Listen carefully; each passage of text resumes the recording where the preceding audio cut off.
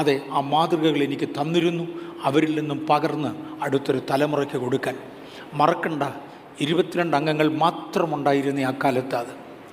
അതിനടുത്തൊരു ദിവസം ദൈവാത്മാവിനോട് ഇങ്ങനെ പറഞ്ഞു, ഞാൻ ഈ സഭയ്ക്ക് വേണ്ടി ഒരു ദൂത് തരാൻ പോവാം. നീ ഇപ്പോഴേ ചർച്ചിൽ അനൗൺസ് ചെയ്തേക്ക്, എന്നതിൻ്റെ ആക്ച്വൽ അനൗൺസ്മെൻ്റ് ഉണ്ടാകുമോ ആളുകൾ റെഡി ആയിരുന്നോളാം പറ. 22 പേരുള്ള ചർച്ച. 22 പേരുണ്ടെന്ന് പറഞ്ഞാൽ ഒരിക്കലും 22 പേരും ചർച്ച് വരത്തില്ല. ഒരു 15 പേരായിരിക്കും ചർച്ച് വരുന്നത്. ഞാനൊരു പ്രത്യേക സന്ദേശം സഭയെ ഏൽപ്പിക്കാൻ പോകുകയാണ്. അത് നിൻ്റെ കയ്യിൽ തരും, ചില ദിവസങ്ങൾക്കകം തരും. അന്ന് സഭ മുഴുവനും കൂടി വരണം. ഞാൻ ആ ഞായറാഴ്ച അനൗൺസ് ചെയ്തു, കർത്താവിൻ്റെ ഏതോ ഒരു സന്ദേശം ഏൽപ്പിക്കും, ഈ അടുത്ത് ഏൽപ്പിക്കും. അന്നെല്ലാം ഞാൻ അനൗൺസ് ചെയ്തു, എല്ലാവരും വരണം. ഒരു ഞായറാഴ്ച ദൈവാത്മാവ് പറഞ്ഞു, ഈ ചൊവ്വാഴ്ച വൈകിട്ട് ഞാൻ ആ സന്ദേശം ഏൽപ്പിക്കും. അന്ന് ചൊവ്വാഴ്ച ഒരു ബൈബിൾ ക്ലാസ് ഉണ്ട്. വൈകിട്ട് 6 മണി വരെ എൻ്റെ അടുക്കൽ ഒരു സന്ദേശവും കിട്ടിയില്ല. ഞാനിങ്ങനെ ഞരങ്ങിക്കൊണ്ട് നടക്കുക. ചൊവ്വാഴ്ച വൈകിട്ട് 7 മണിക്ക് ആളുകൾ വന്നപ്പോൾ പെട്ടെന്ന് പരിശുദ്ധാത്മാവ് ആ സന്ദേശം തന്നു. അടിസ്ഥാനപരമായി മറ്റൊരു പുസ്തകത്തെ ആശ്രയിച്ചാണ് ഞാൻ ആ മെസ്സേജിൽ അതിൻ്റെ അകത്തോട്ട് പോയത്. എന്നാൽ വിശുദ്ധന്മാർ ആഴമായ ഗർത്തങ്ങളിൽ വീണ്, കുഴികളിൽ വീണ് എഴുന്നേൽക്കാൻ വയ്യാതെ പോകുന്ന ഒരു സാഹചര്യത്തെ എടുത്തു കാണിച്ചു. ഇന്നിങ്ങോട്ട് വരുമ്പോൾ ദൈവാത്മാവിനോട് പറഞ്ഞ ആ കാര്യം തന്നെയല്ലയോ ഇപ്പോൾ പിന്നെ ആവർത്തിക്കുന്നത്? അതെ, 1984 പറഞ്ഞത് 40 വർഷങ്ങൾക്ക് ശേഷം പരിശുദ്ധാത്മാവ് വീണ്ടും ആവർത്തിക്കുക. അന്ന് കേൾക്കാൻ 15 പേരെ ഉള്ളായിരുന്നു. ഇന്ന് ലക്ഷങ്ങളിൽ ആളുകൾ വ്യത്യസ്ത മാധ്യമങ്ങളിലൂടെ ശ്രദ്ധിക്കുന്നുണ്ട്. അതിനകത്ത് ഒരു പ്രധാന ഘടകം ഇതായിരുന്നു, മുൻപോട്ട് ഓടുന്നവനെ ഒന്നുകിൽ പിടിച്ചു നിർത്തുവാൻ, കഴിയുമെങ്കിൽ പുറകോട്ട് വലിക്കുവാൻ പിശാച് ശ്രമിക്കും. നമ്മളെല്ലാവരും ഓടുന്നവരാണ്. വിശുദ്ധന്മാർ ഓടുന്ന ഓട്ടത്തിൽ ഒന്നുകിൽ അവരെ നിർത്തി പുറകോട്ട് പിടിക്കുവാൻ 2 ഘടകങ്ങളാണ്. 1, നിർത്തുക, ഓട്ടം തടയുക. 2, അവരെ പുറകോട്ട് പിടിക്കുവാൻ, പിന്മാറ്റത്തിലാക്കുവാൻ. 3, കഴിയുന്നില്ലെങ്കിൽ അവരെ മുൻപോട്ട് തള്ളി വീഴിക്കുവാൻ. ഈ 3 കാര്യങ്ങൾ പിശാചിനുണ്ട്. എൻ്റെയും ശുശ്രൂഷയുടെ ആരംഭഘട്ടങ്ങളിൽ ദൈവം എന്നോട് ഇടപെട്ട ഒരാലോചനയാണ്. ഇവിടെ ബഥേലി വരുന്ന ശേഷമല്ല, അതിനു മുമ്പേ. കഴിയുമെങ്കിൽ പുറകോട്ട് വീഴിക്കുവാൻ പിശാച് ശ്രമിക്കും. ഒക്കാതെ വന്നാൽ മുൻപോട്ട് തള്ളിയിടാൻ ശ്രമിക്കും. ഇതിനകത്തൊന്നും പെടാതെ നേരെ നിൽക്കുന്നവർക്കായി കർത്താവിനെ വാഴ്ത്തുന്നു. സമാഗമന കൂടാരത്തിന് നേരെ നിൽക്കുന്ന പലകകൾ ഉണ്ടാക്കണം. നാം ദൈവിക ആലയത്തിൻ്റെ നേരെ നിൽക്കുന്ന പലകകളാകയാൽ കർത്താവിന് സ്തോത്രം, ഈ ആശയങ്ങളായിരിക്കും ചേർക്കുന്നത്. നമ്മുടെ ചർച്ചിനെ കുറിക്കുന്ന ചില ആശയങ്ങൾ ഞാൻ ഇന്ന് പകൽ പ്രത്യേകിച്ച് ചേർക്കാൻ ആഗ്രഹിക്കുന്നുണ്ട്. കാര്യം ഒരുപാട് ന്യായവാദങ്ങളെയും വാദപ്രതിവാദങ്ങളെയും അഭിമുഖീകരിച്ച് നമുക്ക് മുന്നോട്ട് ഓടാനൊക്കത്തുള്ളൂ. അതുകൊണ്ട് നമ്മുടെ അണ്ടർസ്റ്റാൻഡിങ് നമുക്കുണ്ടായിരിക്കേണ്ടതുണ്ട്. പുതുതായി വരുന്ന ആളുകൾക്ക് ശിശുവിന് ആവശ്യമായ വചനമെന്ന മായമില്ലാത്ത പാൽ കൊടുക്കുന്നത് മുതൽ കട്ടിയായ ആഹാരം ആവശ്യമുള്ളവർക്ക് കട്ടിയായ ആഹാരം കൊടുക്കുന്നത് വരെ സഭയുടെ ഉത്തരവാദിത്വമാകയാൽ പല രംഗങ്ങളിലും നിന്നു പോകുവാൻ കഴിഞ്ഞ ആഴ്ച എടുത്ത സ്ലൈഡുകൾ കൂടുതൽ വിശദീകരിക്കത്തില്ല. അടുത്ത ആഴങ്ങളിലേക്ക് പോയി ഓർമ്മിപ്പിച്ച് പോകാനാണ് ആഗ്രഹിക്കുന്നത്. കഴിയുമെങ്കിൽ വൃതന്മാരെയും തെറ്റിക്കും. കഴിയുമെങ്കിൽ എന്ന വാക്കിൻ്റെ കാരണം എന്താണ്? അവർക്ക് പ്രത്യേക കാവലുണ്ട്. അതുകൊണ്ടാണ് അങ്ങനെ ഈസിയായി വീഴിക്കാനൊക്കത്തില്ല. വൃതന്മാർക്ക് ചില പ്രത്യേക പദവികളുണ്ട്.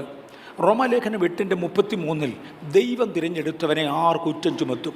സാധാരണ ഒരുത്തൻ കുറ്റം ചുമത്താൻ വന്നാൽ ദൈവം തിരഞ്ഞെടുത്തവനെ ദൈവം വിട്ടുകൊടുക്കാറില്ല. കൊലോസ് ലേഖനം 3:12 അതുകൊണ്ട് ദൈവത്തിൻ്റെ വൃതന്മാരും വിശുദ്ധന്മാരും പ്രിയരുമായി മനസ്സലിവ, ദയ, താഴ്മ, സൗമ്യത, ദീർഘക്ഷമ എന്നിവ ധരിച്ചു കൊണ്ട് പോകുക. നമുക്ക് ചില ഡ്യൂട്ടികളുണ്ട്. പല പ്രാവശ്യം ഞാൻ ആവർത്തിച്ചിട്ടുള്ള പദമാണ്, ഒരു കടമകളും ഇല്ലാത്ത പ്രിവിലേജസ് വെറും താന്തോന്നിത്വമായി മാറും. എനിക്ക് ഒരു കടമയുമില്ലെന്നിരിക്കട്ടെ, എനിക്ക് ഒരുപാട് പ്രിവിലേജസ് ഉണ്ട്. എക്സാമ്പിൾ, ഒരു സീനിയർ പാസ്റ്റർ എന്ന സാഹചര്യത്തിൽ പല പ്രിവിലേജസും എനിക്കുണ്ട്. മറ്റ് ആർക്കും ഇല്ലാത്ത ചില പ്രിവിലേജസ് എനിക്കുണ്ട്. മറക്കരുത്, എനിക്ക് പ്രിവിലേജസ് മാത്രമല്ല, ഭാരിച്ച കടമകളുണ്ട്. കടമകളില്ലാത്ത, ഉത്തരവാദിത്വങ്ങളില്ലാത്ത സകല പ്രിവിലേജസും താന്തോന്നിത്വത്തിൽ കൊണ്ട് നിർത്തും. തിരിച്ചും ഉത്തരവാദിത്വങ്ങൾ ഉണ്ടെങ്കിൽ പ്രിവിലേജസ് ഉണ്ട്. ഉത്തരവാദിത്വം ഇല്ലാത്ത പ്രിവിലേജ് ഉണ്ടെങ്കിൽ ഉത്തരവാദിത്വവുമുണ്ട്. അല്ലെങ്കിൽ അതിനെ അടിമത്വത്തിൽ കൊണ്ടയാക്കും. ഇത് രണ്ടും വരാതെ പോകുവാൻ സ്വേച്ഛാധിപത്യത്തിൽ പോകാതെയും അടിമത്വത്തിൽ പോകാതിരിക്കാനും ദൈവപൈതൽ നേരെ നിൽക്കേണ്ടതിന് നമുക്ക് ചില കടമകളുമുണ്ട്. ഒന്ന്, നമുക്ക് ചില പ്രിവിലേജസ് ഉണ്ട്. ദൈവം തിരഞ്ഞെടുത്തവനെ ആർ കുറ്റം വിധിക്കും? വീഴാതെ വണ്ണം നിങ്ങളെ നിർത്തുന്നത് ദൈവമാണ്, ആർ എതിർ പറയും? രണ്ട്, നിങ്ങൾക്ക് ചില കടമകളുണ്ട്. അതുകൊണ്ട് ദൈവത്തിൻ്റെ വൃതന്മാരും വിശുദ്ധന്മാരും പ്രിയരുമായി മനസ്സലിവ, ദയ, താഴ്മ, സൗമ്യത, ദീർഘക്ഷമ എന്നിവ ധരിച്ചുകൊണ്ട് ചില ഡ്യൂട്ടികളുണ്ട്. സഭയ്ക്കായി കഷ്ടം സഹിക്കുക എന്നത് നമ്മുടെ ഡ്യൂട്ടികളിൽ ഒന്നാണ്. അത് എല്ലാവർക്കും ബാധകമല്ല. സീനിയർ ലെവലിലേക്ക് ഉയർന്ന് കഴിഞ്ഞവർക്ക് അത് ബാധകമാണ്. കൊലോസ്യ ലേഖനം 1:24 പൗലോസ് അപ്പോസ്തലൻ പറയുന്ന ഒരു പദമുണ്ട്: ഇപ്പോൾ ഞാൻ നിങ്ങൾക്ക് വേണ്ടിയുള്ള കഷ്ടാനുഭവങ്ങളിൽ സന്തോഷിച്ച് ക്രിസ്തുവിൻ്റെ കഷ്ടങ്ങളിൽ കുറവായുള്ളത് എൻ്റെ ജഡശരീരത്തിൽ സഭയായ അവൻ്റെ ശരീരത്തിനു വേണ്ടി പൂരിപ്പിക്കുന്നു. നിങ്ങൾക്ക് വേണ്ടി ദൈവം എനിക്ക് നൽകിയിരിക്കുന്ന ഉദ്യോഗപ്രകാരം ദൈവവചന ഘോഷണം നിവർത്തിക്കേണ്ടതിന് ഞാൻ സഭയുടെ ശുശ്രൂഷകനായിരിക്കുന്നു. ഒരു ലെവലിൻ്റെ മുകളിലേക്ക് ഉയർന്നവരെ നമ്മിൽ പലരും ഉയർന്നവരാണ്. ഞാൻ പറഞ്ഞൊരു ലോകത്തിലൊരു ഉണർവ് വ്യാപരിക്കാൻ പോകുകയാണ്. മലയാളം കമ്മ്യൂണിറ്റിയിൽ ഒരു ഉണർവ് വ്യാപരിക്കാൻ പോകുകയാണ്. അതിനുവേണ്ടി ഒരു വിഭാഗം ലീഡർഷിപ്പിനെ തയ്യാറാക്കുകയായിരുന്നു ദൈവം നമ്മളെ ഏൽപ്പിച്ച ഒന്ന്. ആ കടമയിൽ നിന്നുകൊണ്ട് ഒരുപാട് പേരെ വളർത്തിയെടുക്കുവാൻ കൃപയാൽ കർത്താവ് സഭയ്ക്ക് കൃപ തന്നു. അങ്ങനെ വളർന്നവരോട് ഞാൻ ഒരു കാര്യം പറയട്ടെ. പൗലോസ് പറയുന്നൊരു പദമാണ് ക്രിസ്തുവിൻ കഷ്ടാനുഭവങ്ങളിൽ കുറവായുള്ളത്. ലോകത്തിൽ ബിഗിനേഴ്സിന് വേണ്ടിയുള്ളൊരു ടീച്ചിങ് ഉണ്ട്. ഇങ്ങോട്ട് ഇന്ന് കയറി വരുന്നവർക്ക് വേണ്ടി ഒരു ടീച്ചിങ് ഉണ്ട്. ക്രിസ്തു തൻ്റെ ശരീരത്തിൽ കഷ്ടം അനുഭവിച്ചു കഴിഞ്ഞതിനാൽ നിങ്ങൾക്കിനി കഷ്ടപ്പെടേണ്ടതായിട്ടില്ല.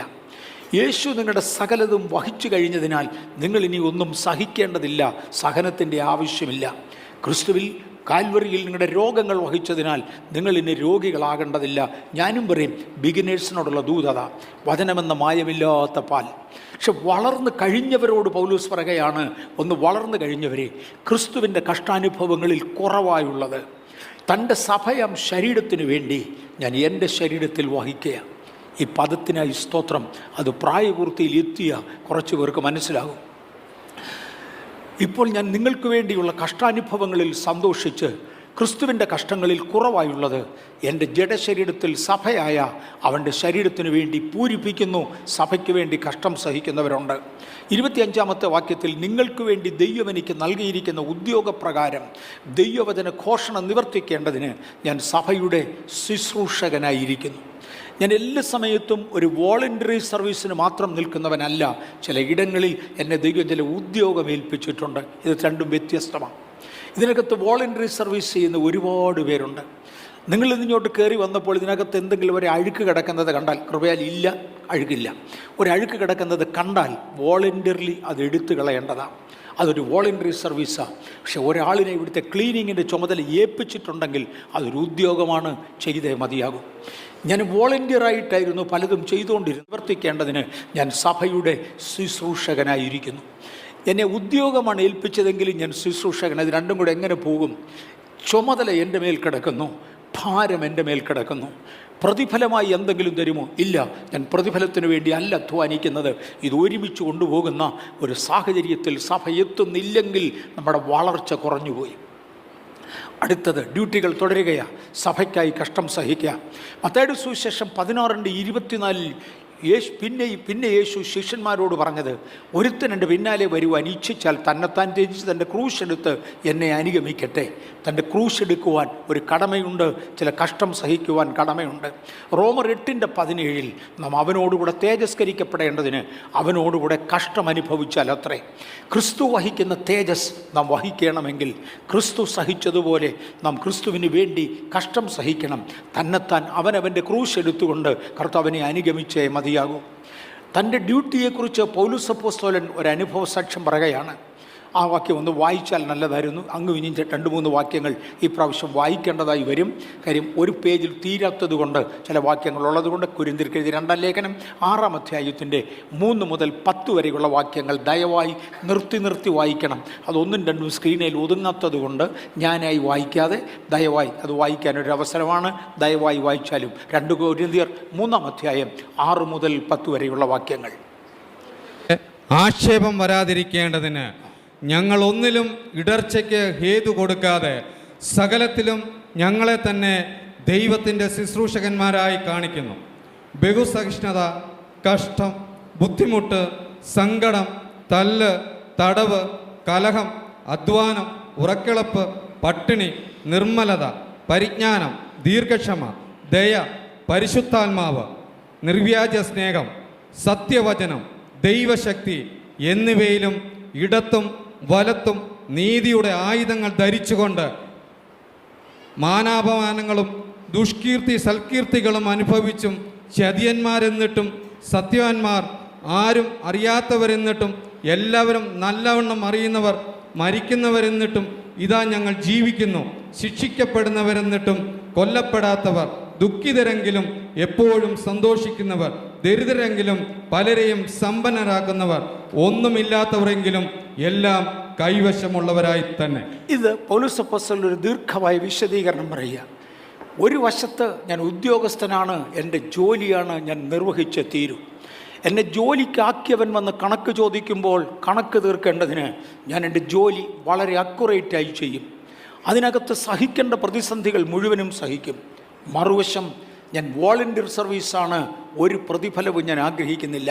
ഞാനത് ഒന്നുകൂടെ തൊടാം. ശുശ്രൂഷയ്ക്ക് ആക്ഷേപം വരാതിരിക്കേണ്ടതിന് ഞങ്ങൾ ഒന്നിലും ഇടർച്ചയ്ക്ക് ഹേതു കൊടുക്കാതെ സകലത്തിലും ഞങ്ങളെ തന്നെ ദൈവത്തിൻ്റെ ശുശ്രൂഷകന്മാരായി കാണിക്കുന്നു. ബഹു കഷ്ടമുണ്ടായി, സഹിഷ്ണുതയുണ്ടായി, ബുദ്ധിമുട്ടുണ്ടായി, സങ്കടം, തല്ല്, കണ്ണുനീര്, പലതും ഉണ്ടായി. ഇതിലെല്ലാം ഞങ്ങൾ സന്തോഷത്തോടെ സഹിച്ചു. ആരെക്കൊണ്ടും ഒന്നും പറയിപ്പിക്കാതെ കർത്താവിന് വേണ്ടി നിന്നു. നമ്മളെ ഓടിക്കുന്ന ഒരു ശക്തിയുണ്ട്. ഞാൻ ആരുടെ കാര്യം? അവർ വൃതന്മാരുടെ കാര്യം, തികഞ്ഞവരുടെ കാര്യം, പ്രായപൂർത്തിയായവരുടെ കാര്യം. ഇന്ന് ആത്മീയത്തിലേക്ക് പ്രവേശിക്കുന്ന ശിശുക്കളോടല്ല, ക്രിസ്തുവിനെ ഇൻട്രൊഡ്യൂസ് ചെയ്ത് കൊടുക്കുന്ന വ്യക്തികളോടല്ല ഈ സംസാരിക്കുന്നത്. ഇതൊരല്പം കട്ടിയായ ആഹാരം പ്രായപൂർത്തിയായവർക്ക് വേണ്ടി വിളമ്പുകയാണ്. ഇത് സഹിക്കുവാൻ നമുക്കും കർത്താവ് കൃപ ചെയ്യട്ടെ. എനിക്കൊന്ന് കഴിഞ്ഞ ഒരു ദിവസം ഒരു പ്രത്യേക ഇൻസിഡൻറ്റിൽ ഞാൻ അതീവ ക്ഷീണിതനെന്ന് പറഞ്ഞാൽ അതീവ ക്ഷീണിതനായിരുന്നു. ആ സമയത്ത് എനിക്ക് എഴുന്നേക്കാനും സംസാരിക്കാനും നിവൃത്തിയില്ലാത്ത ഒരു സാഹചര്യത്തിൽ ഞാൻ വീട്ടിൽ കിടക്കുകയാണ്. പെട്ടെന്നൊരു ടെലിഫോൺ കോൾ വന്നു. പാസ്റ്റർ, ഒരു 15 ഏക്കർ വസ്തുവിനകത്ത് പാസ്റ്റർ ഒരു അടിത്തറ കല്ലിടുന്നതായി കണ്ടു. ഞാൻ പറഞ്ഞു, എനിക്കറിഞ്ഞുകൂടാ ബ്രദർ, ഇത് എന്നത്തെ കാര്യം, എവിടെയാണ്? അല്ല, നമ്മുടെ ചർച്ചിൻ്റെ കാര്യം എനിക്കറിയണം. നമ്മുടെ ചർച്ചിൻ്റെ ആണോ പാസ്റ്ററുടെ സ്വന്തമാണോ? ഒരു 15 ഏക്കർ വസ്തുവിനകത്ത് പാസ്റ്റർ കല്ലിടുന്നത് കണ്ടു. ഞാൻ പറഞ്ഞു, ബ്രദറെ, എവിടുത്തെ ഏത് സ്ഥലത്തെ കാര്യമോ എന്നത്തെ കാര്യമോ അതൊന്നും എനിക്കറിയത്തില്ല, ഇതാണോ? ഞാൻ അദ്ദേഹത്തോട് ഇത്രയും മാത്രം പറഞ്ഞു, ബ്രദറെ, നാം ആരോട് സംസാരിക്കണം, ആരോട് സഹകരിക്കണം, എല്ലാത്തിനും ഒരു ലിമിറ്റുണ്ട്. അതിൻ്റെ താഴേക്ക് നാം പോകരുത്. വിശുദ്ധി വർജനത്തിൽ ആരംഭിക്കുന്നതാണ്. ഇവർ 20:7-8 ആകയാൽ നിങ്ങളെ തന്നെ ശുദ്ധീകരിച്ച് വിശുദ്ധരായിരിപ്പീൻ. ഞാൻ നിങ്ങളുടെ ദൈവമായ യഹോവയാണ്, ഞാൻ വിശുദ്ധനാകയാൽ നിങ്ങളും വിശുദ്ധീകരിക്കപ്പെടണം. 11:44 ഞാൻ നിങ്ങളുടെ ദൈവമായ യഹോവയാകുന്നു, ഞാൻ വിശുദ്ധനായിരിക്കുന്നത് പോലെ നിങ്ങളും നിങ്ങളെ തന്നെ വിശുദ്ധീകരിപ്പീൻ. രണ്ടാമത്തെ ആശയത്തിലേക്ക് കടക്കുകയാണ്. വൃതന്മാർക്ക് ആവശ്യമുള്ള, നമ്മെ വീഴ്ച കളവാൻ സാധ്യതയുള്ള, കഴിയുമെങ്കിൽ വൃതന്മാരെയും തെറ്റിക്കുമല്ലോ. ഞാൻ പറഞ്ഞു, വൃതന്മാരെ വീഴിക്കുന്നത് എളുപ്പമല്ല. കാര്യം ദൈവം അവരെ നീതീകരിക്കുന്നതാണ്. ദൈവം അവർക്ക് പ്രത്യേക പ്രൊട്ടക്ഷൻ തന്നിട്ടുണ്ട്. ദൈവവചനത്തിൻ്റെ ചില അധികാരമുണ്ട്. ദൈവം അത് അവരെ ഏൽപ്പിച്ചിരിക്കുക. ഞാൻ ഒരു പ്രാവശ്യം കൂടെ തിരിഞ്ഞു വരാം. എന്നാൽ വോളണ്ടിയറായി കർത്താവിനെ സേവിക്കുന്ന ദൈവത്തിൻ്റെ ദാസീദാസന്മാർ ഒരു ലെവലിൻ്റെ മുകളിലോട്ട് കയറിയാൽ അവർക്ക് പലതിനും വില കൊടുക്കേണ്ടതായി വരും. ഒരു നല്ല എക്സാമ്പിൾ ഞാൻ പറയാം, നല്ലൊരു എക്സാമ്പിൾ. നമ്മുടെ കർത്താവായ യേശു ക്രിസ്തു കാൽവറിയിൽ കഷ്ടമനുഭവിച്ച് മരിക്കുമ്പോൾ ചുറ്റും നിന്ന ആളുകൾ യേശുവിനോട് പറഞ്ഞു, നീ മറ്റുള്ളവരെ രക്ഷിച്ചു, തന്നെത്താൻ രക്ഷിപ്പാൻ കഴിഞ്ഞില്ലല്ലോടാ. അതേ സഹോദര, എൻ്റെ വരവിൻ്റെ ലക്ഷ്യം നിന്നെ രക്ഷിക്കുക, ഞാൻ സ്വയം രക്ഷപ്പെടുക അല്ല. പക്ഷെ നിന്നോട് സംസാരിക്കുമ്പോൾ ഞാൻ നിന്നെ രക്ഷിപ്പാൻ പ്രാപ്തനാണെന്ന് പറയുമെങ്കിലും ഞാൻ വില കൊടുത്താണ് സെർവ് ചെയ്യുന്നത്, ഉദ്യോഗം ചെയ്യുന്നത്, വോളണ്ടിയറായിട്ടാണ്. അതെൻ്റെ ലെവലാണ്. ഞാൻ രണ്ടാമത്തെ ലെവലിലോട്ട് ഇറങ്ങി ചോദിക്കട്ടെ, പൗലോസേ, അങ്ങയ്ക്കോ? അതെ, പലവട്ടം കഷ്ടത, ഉപദ്രവം ഒരുപാട് എനിക്കുണ്ടായി. ഞാനിതെല്ലാം സന്തോഷത്തോടെ സഹിക്കുകയാണ്. പലരും പറയാറുണ്ട്, യേശു ക്രിസ്തുവിൻ്റെ അംബാസഡറായിരുന്നു പൗലോസ്. അതെ, ആന്നു. അപ്പോസ്തലന്മാർ, ഞാനും നിങ്ങളും യേശു ക്രിസ്തുവിൻ്റെ അംബാസഡേഴ്സാണ്. പൗലോസ് ഒരിക്കൽ വിളിച്ചു പറഞ്ഞു, ഞാൻ ക്രിസ്തുവിൻ്റെ അംബാസഡറാണ്. അതുകൊണ്ട് ആളുകൾ പറയാറുള്ളത്, അംബാസഡർ രാജ്യത്തിൻ്റെ ഏറ്റവും നല്ല കാറിൽ യാത്ര ചെയ്യും. ശരിയാ, ഒരു ശിശു എന്ന സാഹചര്യത്തിൽ അത്രേ മനസ്സിലാകത്തുള്ളൂ. ഏറ്റവും നല്ല കാറിൽ യാത്ര ചെയ്യും. അംബാസിഡർ ഏറ്റവും നല്ല ആഹാരം കഴിക്കും, അംബാസിഡർ ഏറ്റവും നല്ല വീട്ടിൽ പാർക്കും, അംബാസിഡർ ഏറ്റവും യോഗ്യമായ വസ്ത്രം ധരിക്കും. അതുകൊണ്ട് നമ്മൾ വസ്ത്രധാരണത്തിലും ജീവിതത്തിലും ആഡംബരത്തോടെ കഴിയണം. നമ്മൾ ക്രിസ്തുവിൻ്റെ അംബാസിഡറാണ്, സാധാരണക്കാരൻ്റെ അംബാസിഡർ അല്ല. ലോകത്തിലെ സകല രാജ്യത്വത്തെക്കാളും വലിയതായ ക്രിസ്തീയ രാജ്യത്തിൻ്റെ അംബാസിഡർ ആയതുകൊണ്ട് ലോകത്തിലുള്ള സകലതിനേക്കാളും ഉന്നതമായ കാറിൽ വേണം പോകാൻ. അങ്ങനെ പറയുന്നവരെ ഞാൻ കണ്ടിട്ടുണ്ടെങ്കിലും അങ്ങനെ ആരും പോകുന്നതായി ഞാൻ കണ്ടില്ല. കാര്യം ഞാൻ കേട്ടിട്ടുള്ളത് നമ്മുടെ നാട്ടിൽ കിട്ടുന്ന കാറുകളിൽ പല ദൈവദാസന്മാർ ഇതേ ആശയം പ്രസംഗിക്കുന്നവർ ലോകത്തിലെ ഏറ്റവും വിലപിടിപ്പുള്ള കാറിൽ പോകണമെന്ന് പറഞ്ഞുകൊണ്ട് നല്ല കാറൊക്കെ വാങ്ങിക്കുന്നതായി കേട്ടിട്ടുണ്ട്. പക്ഷെ കഴിഞ്ഞ ദിവസം ഞാൻ ഒരു കാറിൻ്റെ വിലയെക്കുറിച്ചൊന്ന് കേട്ടു. അക്യുറേറ്റ് അല്ല, എനിക്ക് അക്യുറേറ്റ് ഇൻഫർമേഷൻ ഇല്ല എന്ന് ഞാൻ കേട്ടതനുസരിച്ച് അമേരിക്കൻ പ്രസിഡന്റ് യാത്ര ചെയ്യുന്ന കാറ് $20 മില്യൺ ഉള്ളതാണ്. 20 ബില്യൺ ഡോളർ വിലയുള്ള ഒരു കാറിലാണ് അമേരിക്കൻ പ്രസിഡന്റ്. അത്രയും വിലയുള്ള കാറുണ്ടോ? ഐ ഡോണ്ട് നോ, എനിക്കതിൻ്റെ വില കറക്റ്റ് അറിഞ്ഞുകൂടാ. പക്ഷെ വിശദീകരണം അവർ പറഞ്ഞത്, ആകാശത്തുനിന്ന് ബോംബ് വീണാൽ അത് ബോംബ് പ്രൂഫാണ്. ഭൂമിയിൽ നിന്നൊരു റോക്കറ്റ് അടിച്ചാൽ അത് പോവുകയില്ല, റോക്കറ്റ് പ്രൂഫാണ്. അത് കുഴി ചാടിയാൽ ഷെയ്ക്ക് പ്രൂഫാണ്. വെള്ളത്തിനകത്ത് വീണാൽ വാട്ടർ പ്രൂഫാണ്. ഇതൊരു ഒന്നും തൊടാനൊക്കാത്ത ഒരു കാറാണ്. വില കാണും. ലോകത്തിലെ ഏറ്റവും വില കൂടിയ കാറിൽ യാത്ര ചെയ്യണമെന്ന് പറയുന്ന മിസ്റ്റർ അംബാസഡറോട് യേശുവിൻ്റെ നാമത്തിൽ ഞാൻ ഓർപ്പിക്കട്ടെ, ചുമ്മാരി. നിങ്ങളെ ഒന്നും ദൈവം അതിന് വിളിച്ചതല്ല. അങ്ങനൊരു പഠിപ്പീര് വചനത്തിലില്ല. പൗലോസ് അപ്പോസ്തലൻ ഈ പറയുന്ന പദപ്രയോഗം രണ്ട് ചങ്ങലകളാൽ ബന്ധിക്കപ്പെട്ടവനായി മഹാരാജാവിൻ്റെ മുമ്പിൽ വന്ന് നിൽക്കുമ്പോൾ അദ്ദേഹം മഹാരാജാവിനോട് പറഞ്ഞ, ചക്രവർത്തി, ഈ ചങ്ങല ഒഴികെ സകലത്തിലും നിങ്ങളെല്ലാവരും എന്നെപ്പോലെ ആകണമെന്ന് ഞാൻ ആഗ്രഹിക്കുന്നു. ഞാൻ അംബാസഡറാണ്. ഈ ചങ്ങലയും ധരിച്ചോണ്ടാ. എന്തിനാ ഈ ചങ്ങല ധരിച്ചവനായി മഹാപുരോഹിതൻ്റെയും പീലാത്തോസിൻ്റെയും മുമ്പിൽ നിന്ന യേശുവിൻ്റെ അംബാസഡറാകുവാൻ ഞാൻ ഈ ചങ്ങല ധരിക്കുകയാണ്. ഈ ആശയ വ്യത്യാസങ്ങൾക്കായി ഞാൻ കർത്താവിനെ സ്തുതിക്കുന്നു. നാം ശൈശവ സാഹചര്യത്തിൽ നിന്ന് ഉയർന്ന സാഹചര്യത്തിലേക്ക് മാറുമ്പോൾ പലതിലും നാം കഷ്ടം സഹിക്കേണ്ടി വരും. ഉപദേശത്തിൽ തെറ്റാതിരിക്കുവാൻ ദൈവകൃപയിൽ സൂക്ഷിക്കുക. ദൈവിക ഉപദേശത്തിൽ തുടരുക. പലപ്പോഴും നമ്മെ ഉപദേശത്തിൽ നിന്ന് തെറ്റിച്ച് കളയും. കാരണം നാം ക്രിസ്തീയ ഉപദേശത്തിൽ നിന്ന് വീണാൽ മിടുക്കന്മാർ വീണുപോകും, അല്ലെങ്കിൽ വൃതന്മാർ വീണുപോകും എന്ന് മറക്കരുത്. യോഹന്നാൻ്റെ 2-ാം ലേഖനം 1-ാം അധ്യായത്തിൻ്റെ 9 മുതൽ 11 വരെയുള്ള വാക്യങ്ങളിൽ ക്രിസ്തുവിൻ്റെ ഉപദേശത്തിൽ നിലനിൽക്കാതെ അതിർകടന്നു പോകുന്ന ഒരുത്തനും ദൈവമില്ല. യേശു ക്രിസ്തു എന്തുവരെ ഉപദേശിച്ചു അവിടെ നിൽക്കുന്നവർക്കായി സ്തോത്രം. ഉപദേശത്തിൽ നിലനിൽക്കുന്നവനോ പിതാവും പുത്രനുമുണ്ട്. ത്രിയേക ദൈവം എന്ന ആശയത്തിൻ്റെ ഒരു ഭാഗമാണ് പിതാവും പുത്രനും ഉണ്ടെന്ന് പറയുന്നത്. അവിടെ മുതൽ ഇങ്ങോട്ട് തുടങ്ങും എന്നൊന്ന് ഓർമ്മിപ്പിച്ചു മാറട്ടെ. ഇനിയും യേശു അയച്ച പ്രേക്ഷിത ദൗത്യം എന്ത്? എൻ്റെ പ്രിയപ്പെട്ടവർ ബെഥേലൈറ്റ്സ് മൊത്തം എന്നെ ഇന്ന് ഹാർവസ്റ്റ് ടെലിവിഷനിലൂടെ ബഹുസഹസ്രം ആളുകൾ ശ്രദ്ധിക്കുന്നുണ്ട്. യൂട്യൂബിലൂടെ ബഹുസഹസ്രം ആളുകൾ ശ്രദ്ധിക്കുന്നുണ്ട്. എൻ്റെ പ്രിയപ്പെട്ടവരെ, ഓർത്തിരിക്കേണ്ട ചില കാര്യങ്ങൾ നാം വീണു പോകാതിരിക്കേണ്ടതിന് ഓർപ്പിക്കട്ടെ. നമ്മുടെ പ്രേക്ഷിത ദൗത്യം കഴിഞ്ഞ ആഴ്ച തൊട്ടതാ. നാം അയക്കപ്പെട്ടത് എന്തുദ്ദേശത്തിന് വേണ്ടി? മത്തായിയുടെ സുവിശേഷം 28-ന്റെ 19-20 വാക്യങ്ങളിൽ യേശു പറയുന്ന പദമാണ്, ആകയാൽ നിങ്ങൾ പുറപ്പെട്ട് പിതാവിൻ്റെയും പുത്രൻ്റെയും പരിശുദ്ധാത്മാവിൻ്റെയും നാമത്തിൽ സ്നാനം കഴിപ്പിച്ചും. ഇരിക്കുന്ന ദൗത്യം ഒന്ന്, സകലതും പ്രമാണിപ്പാൻ തക്കവണ്ണം ഉപദേശിച്ചുകൊണ്ട്. യേശു സ്നേഹമാണെന്ന് മാത്രം അറിയാനല്ല, സകലതും പ്രമാണിപ്പാൻ തക്കവണ്ണം ഉപദേശിച്ചും കൊണ്ട് ജനത്തെ ശിഷ്യരാക്കുക. 2, പിതാവിൻ്റെയും 3, പിതാവിൻ്റെയും പുത്രൻ്റെയും പരിശുദ്ധാത്മാവിൻ്റെയും നാമത്തിൽ സ്നാനം കഴിപ്പിക്കുക. ഒരാൾ പറഞ്ഞെന്നിരിക്കും, എൻ്റെ ഉദ്യോഗം പ്രസംഗിക്കുക. മോനെ, നല്ല കാര്യമാണ്. പക്ഷെ അതുകൊണ്ട് എത്ര പേർ സ്നാനത്തിലേക്ക് നയിക്കപ്പെട്ടു? ക്രിസ്തുവിൻ്റെ ഉപദേശ സംഹിതയുടെ പൂർണ്ണത വെളിപ്പെടുത്തുവാൻ കഴിഞ്ഞോ? അതോ കേവലം ഒരു കോർണറിൽ മാത്രം തൊട്ടുപോയോ? എത്ര പേരെ ശിഷ്യരാക്കി, എത്ര പേരെ ക്രിസ്തുവിങ്കിലേക്ക് നയിച്ചു? ഇതിനാണ് നമ്മെ അയച്ചത് എന്ന് മറക്കരുത്. ഇതിനാണ് നമ്മെ അയച്ചത്. കഴിഞ്ഞ ദിവസം ഞാനൊരു ഉദാഹരണം പറഞ്ഞായിരുന്നു. ഞങ്ങളുടെ നാട്ടിൽ പറയാറുണ്ട്, കൊല്ലൻ കൊമരത്ത് പോയോ പോലെന്ന്. ഒരു ദിവസം അപ്പൻ മക്കളെ വിളിച്ചേച്ച് പറഞ്ഞു, നാളെ ഒരാൾ കൊല്ലം വരെ പോകണം. കൊല്ലത്തിനടുത്തുള്ള ഏതോ സ്ഥലത്തു നിന്നായിരിക്കണം. നാളെ ഒരാൾ കൊല്ലത്ത് വരെ പോകണമെന്ന് പറഞ്ഞു. എന്തിനു പോകണമെന്ന് അപ്പൻ വിശദീകരിച്ചില്ല. രാവിലെ പിള്ളേരെല്ലാം കാണണമെന്നും പറഞ്ഞു. രാവിലെ പിള്ളേരെല്ലാം കൂടി എഴുന്നേറ്റ് വന്നപ്പോൾ ഈ അപ്പൻ്റെ ഒരു മോനില്ല.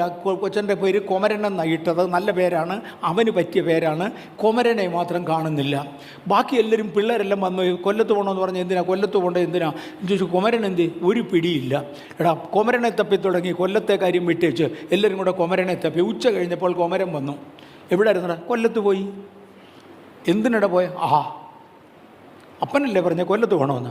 ഇവിടെ ഞാൻ പോകുന്നത് കൊല്ലൻ കൊമരത്ത് പോയ പോലെയല്ല. എത്ര പേര് സ്നാനപ്പെടുത്തി എന്ന് അന്വേഷിക്കാനാണ്, എന്തെല്ലാം സതുപദേശങ്ങൾ പറഞ്ഞു എന്നറിയാനാ. നമ്മെ അയച്ച പ്രേക്ഷിത ദൗത്യം എന്തെന്നറിഞ്ഞ് അതിൽ നിലനിൽക്കുന്നവർക്കായി സ്തോത്രം. പ്രേക്ഷിത ദൗത്യത്തിൽ നിലനിൽക്കുവാൻ ബേഥേലിനെ ദൈവം കൃപ ചെയ്തതിനാൽ ഞാൻ കർത്താവിനെ വാഴ്ത്തുന്നു. നമ്മുടെ പ്രേക്ഷിത ദൗത്യം ഇതാണ്, മറക്കരുത്. ഫലമുള്ള വേലക്കാരാകുവാൻ നമുക്ക് ദൈവസന്നിധിയിൽ നമ്മെ ഏൽപ്പിക്കാം. യോഹന്നാൻ 15:16 യേശു പറഞ്ഞു, നിങ്ങൾ ഫലമുള്ള വേലക്കാരായിരിക്കണം. നിങ്ങളുടെ വിളിയും തിരഞ്ഞെടുപ്പും നിങ്ങൾ ഉറപ്പാക്കണം. നമ്മെ വിളിച്ചത് ഫലം കായ്ക്കേണ്ടതിനാണ്. ക്രിസ്തു ആഗ്രഹിക്കുന്ന ഫലം പലരെയും ക്രിസ്തുവിലേക്ക് നയിക്കേണ്ടതിനാണ്. ഞാൻ ഒത്തിരി ദാനധർമ്മം ചെയ്തു, നല്ല കാര്യം. ഞാൻ ഒത്തിരി പേർക്ക് ചോറ് വെച്ച് കൊടുത്തു, വളരെ നല്ല കാര്യം. ഞാൻ റോഡെല്ലാം ക്ലീൻ ചെയ്തു, വളരെ വളരെ നല്ല കാര്യം. ഞാൻ പബ്ലിക് കക്കൂസുകൾ കഴുകി കൊടുത്തു, അതിനേക്കാളും നല്ല കാര്യം. പക്ഷെ കർത്താവിനറിയേണ്ട ഞാൻ അയച്ച് പണി ചെയ്തോന്നാ. ഇത് മനസ്സിലാകുന്നവർക്കായി സ്തോത്രം. നമുക്ക് കർത്താവ് അയച്ച അവരെ കുറിച്ചൊരു പദം ബൈബിൾ പറയുന്നത്, അവൻ്റെ നാമം അവരുടെ നെറ്റിമേലിരിക്കും, അവർ പോകുന്ന സകലയിടത്തും ദൈവനാമത്തിൽ വിശുദ്ധിയുള്ളവരായിരിക്കും. ഇനിയും അധികാരമുള്ളവർ മാത്രമല്ല, നാം നിയമിക്കപ്പെട്ടവരാണെന്ന് മറക്കരുത്. നാം അധികാരമുള്ളവരാണ്, മാത്രമല്ല നാം നിയമിക്കപ്പെട്ടവരാണ്. ലൂക്കോസ് 9:1 ഒത്തിരി പ്രാവശ്യം വായിച്ചതാണ്. അവൻ 12 അടുക്കൽ വിളിച്ചു, സകല ഭൂതങ്ങളെയും വ്യാധികളുടെ മേലും സൗഖ്യത്തിൻ്റെ അധികാരവും മറ്റും അവർക്ക് പകർന്നേച്ചു പറഞ്ഞു, നിങ്ങൾ പോയി സ്വർഗരാജ്യം സമീപിച്ചുവെന്ന് ഘോഷിക്കാം. യേശു അയച്ച ശിഷ്യന്മാരുടെ പ്രത്യേകത ശ്രദ്ധിച്ച് കേട്ടോണം. ഇതില്ലാത്തവരാരും നമ്മുടെ വിരുത് കവർന്നു കളയുവാൻ അനുവദിക്കരുത്. അതുകൊണ്ടാണ് ഞാൻ ഈ ഭാഗങ്ങൾ ആവർത്തിച്ച് പറയുന്നത്. യേശു ഒരുവനെ അയക്കുന്നുവെങ്കിൽ എന്തെല്ലാം അധികാരത്തോടാണ് അയക്കുന്നത്. അവൻ 12 അടുക്കൽ വിളിച്ചു. 1, സകലവിധ ഭൂതങ്ങളുടെ മേലും വ്യാധികളുടെ മേലും അവർക്ക് അധികാരം കൊടുത്തു. ചരിത്രത്തിൽ ഒരിക്കലും ഒരു ഭൂതശാന്തി കണ്ടിട്ട് പോലും ഇല്ലാത്തവൻ ദൈവം അയച്ചതെന്ന് പറഞ്ഞാൽ വിശ്വസിക്കുന്ന പൊട്ടനെ എവിടെ കിട്ടും? അവൻ 12 അടുക്കൽ വിളിച്ചു, സകല ഭൂതങ്ങളുടെ മേലും വ്യാധികളെ സൗഖ്യമാക്കുവാനും അവർക്ക് ശക്തിയും അധികാരവും കൊടുത്തു. ദൈവരാജ്യം പ്രസംഗിപ്പാനും രോഗികൾക്ക് സൗഖ്യം വരുത്തുവാനും അവരെ പറഞ്ഞയച്ചു. ദൈവം അയച്ച ഒരുവനിൽ ഈ കൃപാവരങ്ങൾ ഉണ്ടായിരിക്കും. ഞാൻ കൃപാവരങ്ങൾക്ക് മുൻതൂക്കം കൊടുത്തേ പറ്റൂ. അതേസമയം ദൈവത്തിൻ്റെ ഈ നല്ലാത്ത കൃപാവരങ്ങളുണ്ട്, അവയും ഇന്ന് തൊടണമെന്ന് ആഗ്രഹിക്കുന്നു. ദൈവത്തിൻ്റെ കയ്യിലിരിക്കുന്നു. അധികാരവും കൊടുത്തയക്കുന്ന കൂട്ടത്തിൽ ഭൂതങ്ങളുടെ മേൽ, രോഗത്തിൻ്റെ മേൽ, സുവിശേഷത്തിൻ്റെ മേൽ 3 ഏരിയകളിൽ അധികാരം കൊടുത്താണ് അയക്കുന്നത്. ഒന്നിന്മേൽ തന്നെ അധികാരം കൊടുത്ത് യേശു ആരെയും അയച്ചതായി ഈ ബൈബിളിൽ തെളിവില്ല. ബൈബിളാണ് നമ്മുടെ ആധാരം, അതിനകത്ത് തെളിവില്ല. സുവിശേഷം എങ്ങനെ പ്രസംഗിക്കണം? ഒന്നാമത് പറഞ്ഞു, നിങ്ങൾ പോകുമ്പോൾ രോഗികളെ സൗഖ്യമാക്കണം. അത് ലൂക്കോസിലും മത്തായിയിലും കിടപ്പുണ്ട്. നിങ്ങൾ പോകുമ്പോൾ രോഗികളെ സൗഖ്യമാക്കണം. നിങ്ങൾ പോകുമ്പോൾ ഭൂതങ്ങളെ പുറത്താക്കണം. നിങ്ങൾ പോകുമ്പോൾ ദൈവരാജ്യം പ്രസംഗിക്കണം. വിശ്വസിക്കുന്നവരെ പിതാവിൻ്റെയും പുത്രൻ്റെയും പരിശുദ്ധാത്മാവിൻ്റെയും നാമത്തിൽ ശിഷ്യരാക്കി സ്നാനപ്പെടുത്തിക്കൊള്ളണം. ഇതിനാണ് കർത്താവ് നമ്മെ അയച്ചത്. അയക്കപ്പെട്ടവർ പറഞ്ഞാൽ അതിനർത്ഥമുണ്ട്, അയക്കപ്പെടാത്തവൻ പറഞ്ഞാൽ അതിന് യാതൊരു അർത്ഥവും ആരും കൊടുക്കരുത്. യേശുവിൻ്റെ മാതൃക എന്തായിരുന്നു? കഴിഞ്ഞ ആഴ്ചയിൽ ചിന്തിച്ചു. യോഹന്നാൻ്റെ സുവിശേഷം 2-ാമത്തെ അധ്യായത്തിൽ പച്ചവെള്ളത്തെ വീഞ്ഞാക്കിക്കൊണ്ട് യേശു തൻ്റെ അടയാളങ്ങളുടെ ആരംഭം ചെയ്തു. അടയാളങ്ങളുടെ തുടർച്ച ഇന്നത്തെ സഭ തുടരുന്നു. നമ്മളും അതേ പാറ്റേണിൽ മുന്നോട്ട് പോകുന്നു. ആ പാറ്റേണിൽ പോകുവാൻ കർത്താവ് നമ്മൾക്ക് കൃപ തരട്ടെ. യോഹന്നാൻ്റെ സുവിശേഷം 3:2 ദൈവം തന്നോടുകൂടെ ഇല്ലെങ്കിൽ നീ ചെയ്യുന്ന അടയാളങ്ങളെ ചെയ്യുവാൻ ആർക്കും കഴിയുകയില്ല എന്ന് നിക്കോദിമോസ് യേശുവിനോട് പറഞ്ഞു. യേശു നിങ്ങളിൽ ഒരാൾ ഇനി അയച്ചാൽ, ഇന്ന് ഇതിനകത്തിരിക്കുന്ന എൻ്റെ മുൻപിലിരിക്കുന്ന പ്രിയപ്പെട്ടവരോട് ആവർത്തിച്ച് ഞാൻ പറയട്ടെ, ദൈവം നിങ്ങളെ അയച്ചാൽ ഈൽഡ് യുവേഴ്സെൽഫ്, നിങ്ങൾ അതിനുവേണ്ടി വിട്ടുകൊടുക്കുക. നിങ്ങളുടെ കൈകൾ കൊണ്ട് രോഗികൾ സൗഖ്യമാകും. നിങ്ങളുടെ കൈകൾ കൊണ്ട് ദുരാത്മാക്കൾ പുറത്താകും. നിങ്ങളുടെ വായിൽ നിന്ന് കേൾക്കുന്ന സുവിശേഷത്തിൽ അനേകർ ക്രിസ്തുവിനോട് ചേരും. യേശുവിൻ്റെ യേശുവിൻ്റെ നാമത്തിൽ അവർ കടന്നു വരുവാനിരിക്കും. തേണ്ട നിക്കോദിമോസ് യേശുവിനെ വന്ന് നോക്കി യേശു പറഞ്ഞു, പിതാവാം ദൈവം അങ്ങയോടുകൂടെ ഇല്ലെങ്കിൽ പുത്രനായ അങ്ങയ്ക്ക് ഇതൊന്നും ചെയ്യാനൊക്കത്തില്ല. ഇന്ന് പകൽക്കാലം സുവിശേഷകരെ നോക്കിയേച്ച് യേശു കൂടെ ഉണ്ടോ എന്ന് ഞങ്ങളും തീരുമാനിക്കുന്നത് ഇങ്ങനെയാണ്. ഇതിന് വല്ലതും കൊള്ളുമോ അതോ ചുമ്മാ വർത്തമാനം പറയാൻ തന്നെ നടക്കുന്നതാണോ എന്ന്. ഇനി അപ്പോസ്തലന്മാരുടെ മാതൃക നമ്മൾ നേരത്തെ തൊട്ടു. അത്ഭുതങ്ങൾ, വീര്യപ്രവർത്തികൾ, പ്രസംഗങ്ങൾ, സ്നാനങ്ങൾ, സഭാ രൂപീകരണം, രൂപീകരിക്കപ്പെട്ട സഭയ്ക്കുള്ള ഉപദേശം കൊടുക്കുക. അത് കഴിഞ്ഞ ആഴ്ചയിലും വിശദീകരിച്ചതാ, അത് തൊടുന്നില്ല. ഇനിയും ഒന്നിലേക്ക് പോകണം, മറിച്ചിട്ട സുവിശേഷം. പല പ്രാവശ്യം ഞാൻ പറഞ്ഞു, രാവിലെ പല്ല് തേച്ച് മുഖം കഴുകിച്ച് വരാൻ പറഞ്ഞാൽ അതിൻ്റെ അർത്ഥം ആദ്യം പല്ല് തേക്കുക പിന്നെ മുഖം കഴുകുക എന്നാണ്. ആദ്യം മുഖം കഴുകിച്ച് പിന്നെ പല്ല് തേക്കാൻ പോയാൽ ശരിയാകില്ല. കുളിച്ച് തോർത്തിയേച്ച് വരാൻ പറയുന്നതിൻ്റെ അർത്ഥം ആദ്യം കുളിക്കുക പിന്നെ തോർത്തുക എന്നാണ്. വിശ്വസിച്ച് സ്നാനമേൽക്കുക എന്ന് പറഞ്ഞാൽ അതിൻ്റെ അർത്ഥം ആദ്യം വിശ്വസിക്കുക പിന്നെ സ്നാനമേൽക്കുക, തിരിച്ചിടുക എന്നല്ല. ഇനിയും ഗലാത്യലേഖനം 6-ാം അധ്യായത്തിൻ്റെ 1-ാം അധ്യായത്തിൻ്റെ 6-7 വാക്യങ്ങളിൽ ക്രിസ്തുവിൻ്റെ കൃപയാൽ നിങ്ങളെ വിളിച്ചവനെ വിട്ട് നിങ്ങൾ ഇത്ര വേഗത്തിൽ വേറൊരു സുവിശേഷത്തിലേക്ക് മറിയുന്നത് കൊണ്ട് ഞാൻ ആശ്ചര്യപ്പെടുന്നു. വേറൊരു സുവിശേഷം എന്ന പദത്തെ മിസ്കോട്ട് ചെയ്തുകൊണ്ട് ഈ ആശയത്തിൽ പോലും വരാതെ വ്യാഖ്യാനിക്കുന്ന പലരെ കണ്ടിട്ടുണ്ട്. ദുർവ്യാഖ്യാകന്മാരെ ഒരു വശത്തേക്ക് മാറ്റി നിർത്താം. ക്രിസ്തുവിൻ്റെ ഉപദേശത്തിൽ നിലനിൽക്കാം, അത് മറിച്ചു കളവാൻ ശ്രമിക്കരുത്. അത് വേറൊരു സുവിശേഷമെന്നല്ല. ചിലർ നിങ്ങളെ കലക്കി ക്രിസ്തുവിൻ്റെ സുവിശേഷം മറിച്ചു കളവാൻ ഇച്ഛിക്കുന്നുവെന്നത്രേ. ആവർത്തിക്കാം, ക്രിസ്തുവിൻ്റെ സുവിശേഷം നിങ്ങൾ പോകുമ്പോൾ അശുദ്ധാത്മാക്കളെ പുറത്താക്കുക, നിങ്ങൾ പോകുമ്പോൾ രോഗികളെ സൗഖ്യമാക്കുക, നിങ്ങൾ പോകുമ്പോൾ സുവിശേഷം പ്രസംഗിക്കുക, വിശ്വസിക്കുന്നവനെ സ്നാനപ്പെടുത്തുക. ഇത് മറിച്ചു കളയരുത്.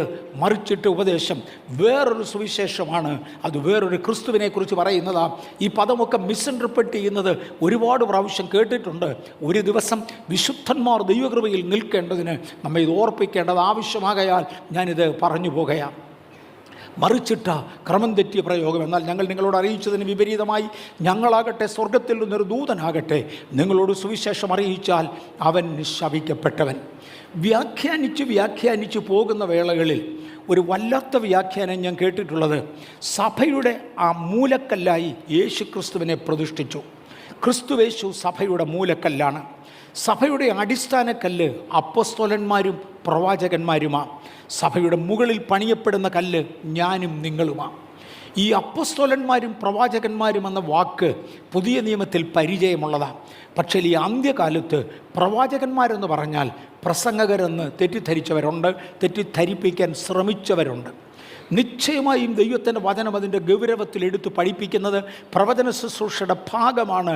അത് ദൈവവചനത്തിലൂടെയുള്ള പ്രവചനം തന്നെയാണ്. പക്ഷെ പ്രവാചകന്മാരെന്ന് പറയുന്നത് അതല്ല, അത് വേറൊരു ഓഫീസാണ്. നമുക്ക് കർത്താവിന് വേണ്ടി മറിച്ചിട്ട് സുവിശേഷമല്ല, യഥാർത്ഥ സുവിശേഷത്തിൽ നിൽക്കുവാൻ കർത്താവ് നമ്മൾക്ക് കൃപ തരട്ടെ. ഞങ്ങൾ അറിയിച്ചതിന് വിപരീതമായ വേറൊരു സുവിശേഷം ഒരു അറിയിച്ചാൽ അവൻ ശപിക്കപ്പെട്ടത്.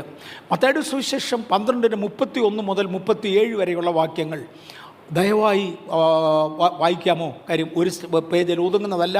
31 മുതൽ 37 വരെയുള്ള വാക്യം. മത്തായിയുടെ സുവിശേഷം 12-ാം അധ്യായം 31 മുതൽ 37 വരെയുള്ള വാക്യങ്ങൾ. അതുകൊണ്ട് ഞാൻ നിങ്ങളോട് പറയുന്നത്, സകല പാപവും ദൂഷണവും മനുഷ്യരോട് ക്ഷമിക്കും, ആത്മാവിന് നേരെയുള്ള ദൂഷണമോ ക്ഷമിക്കുകയില്ല.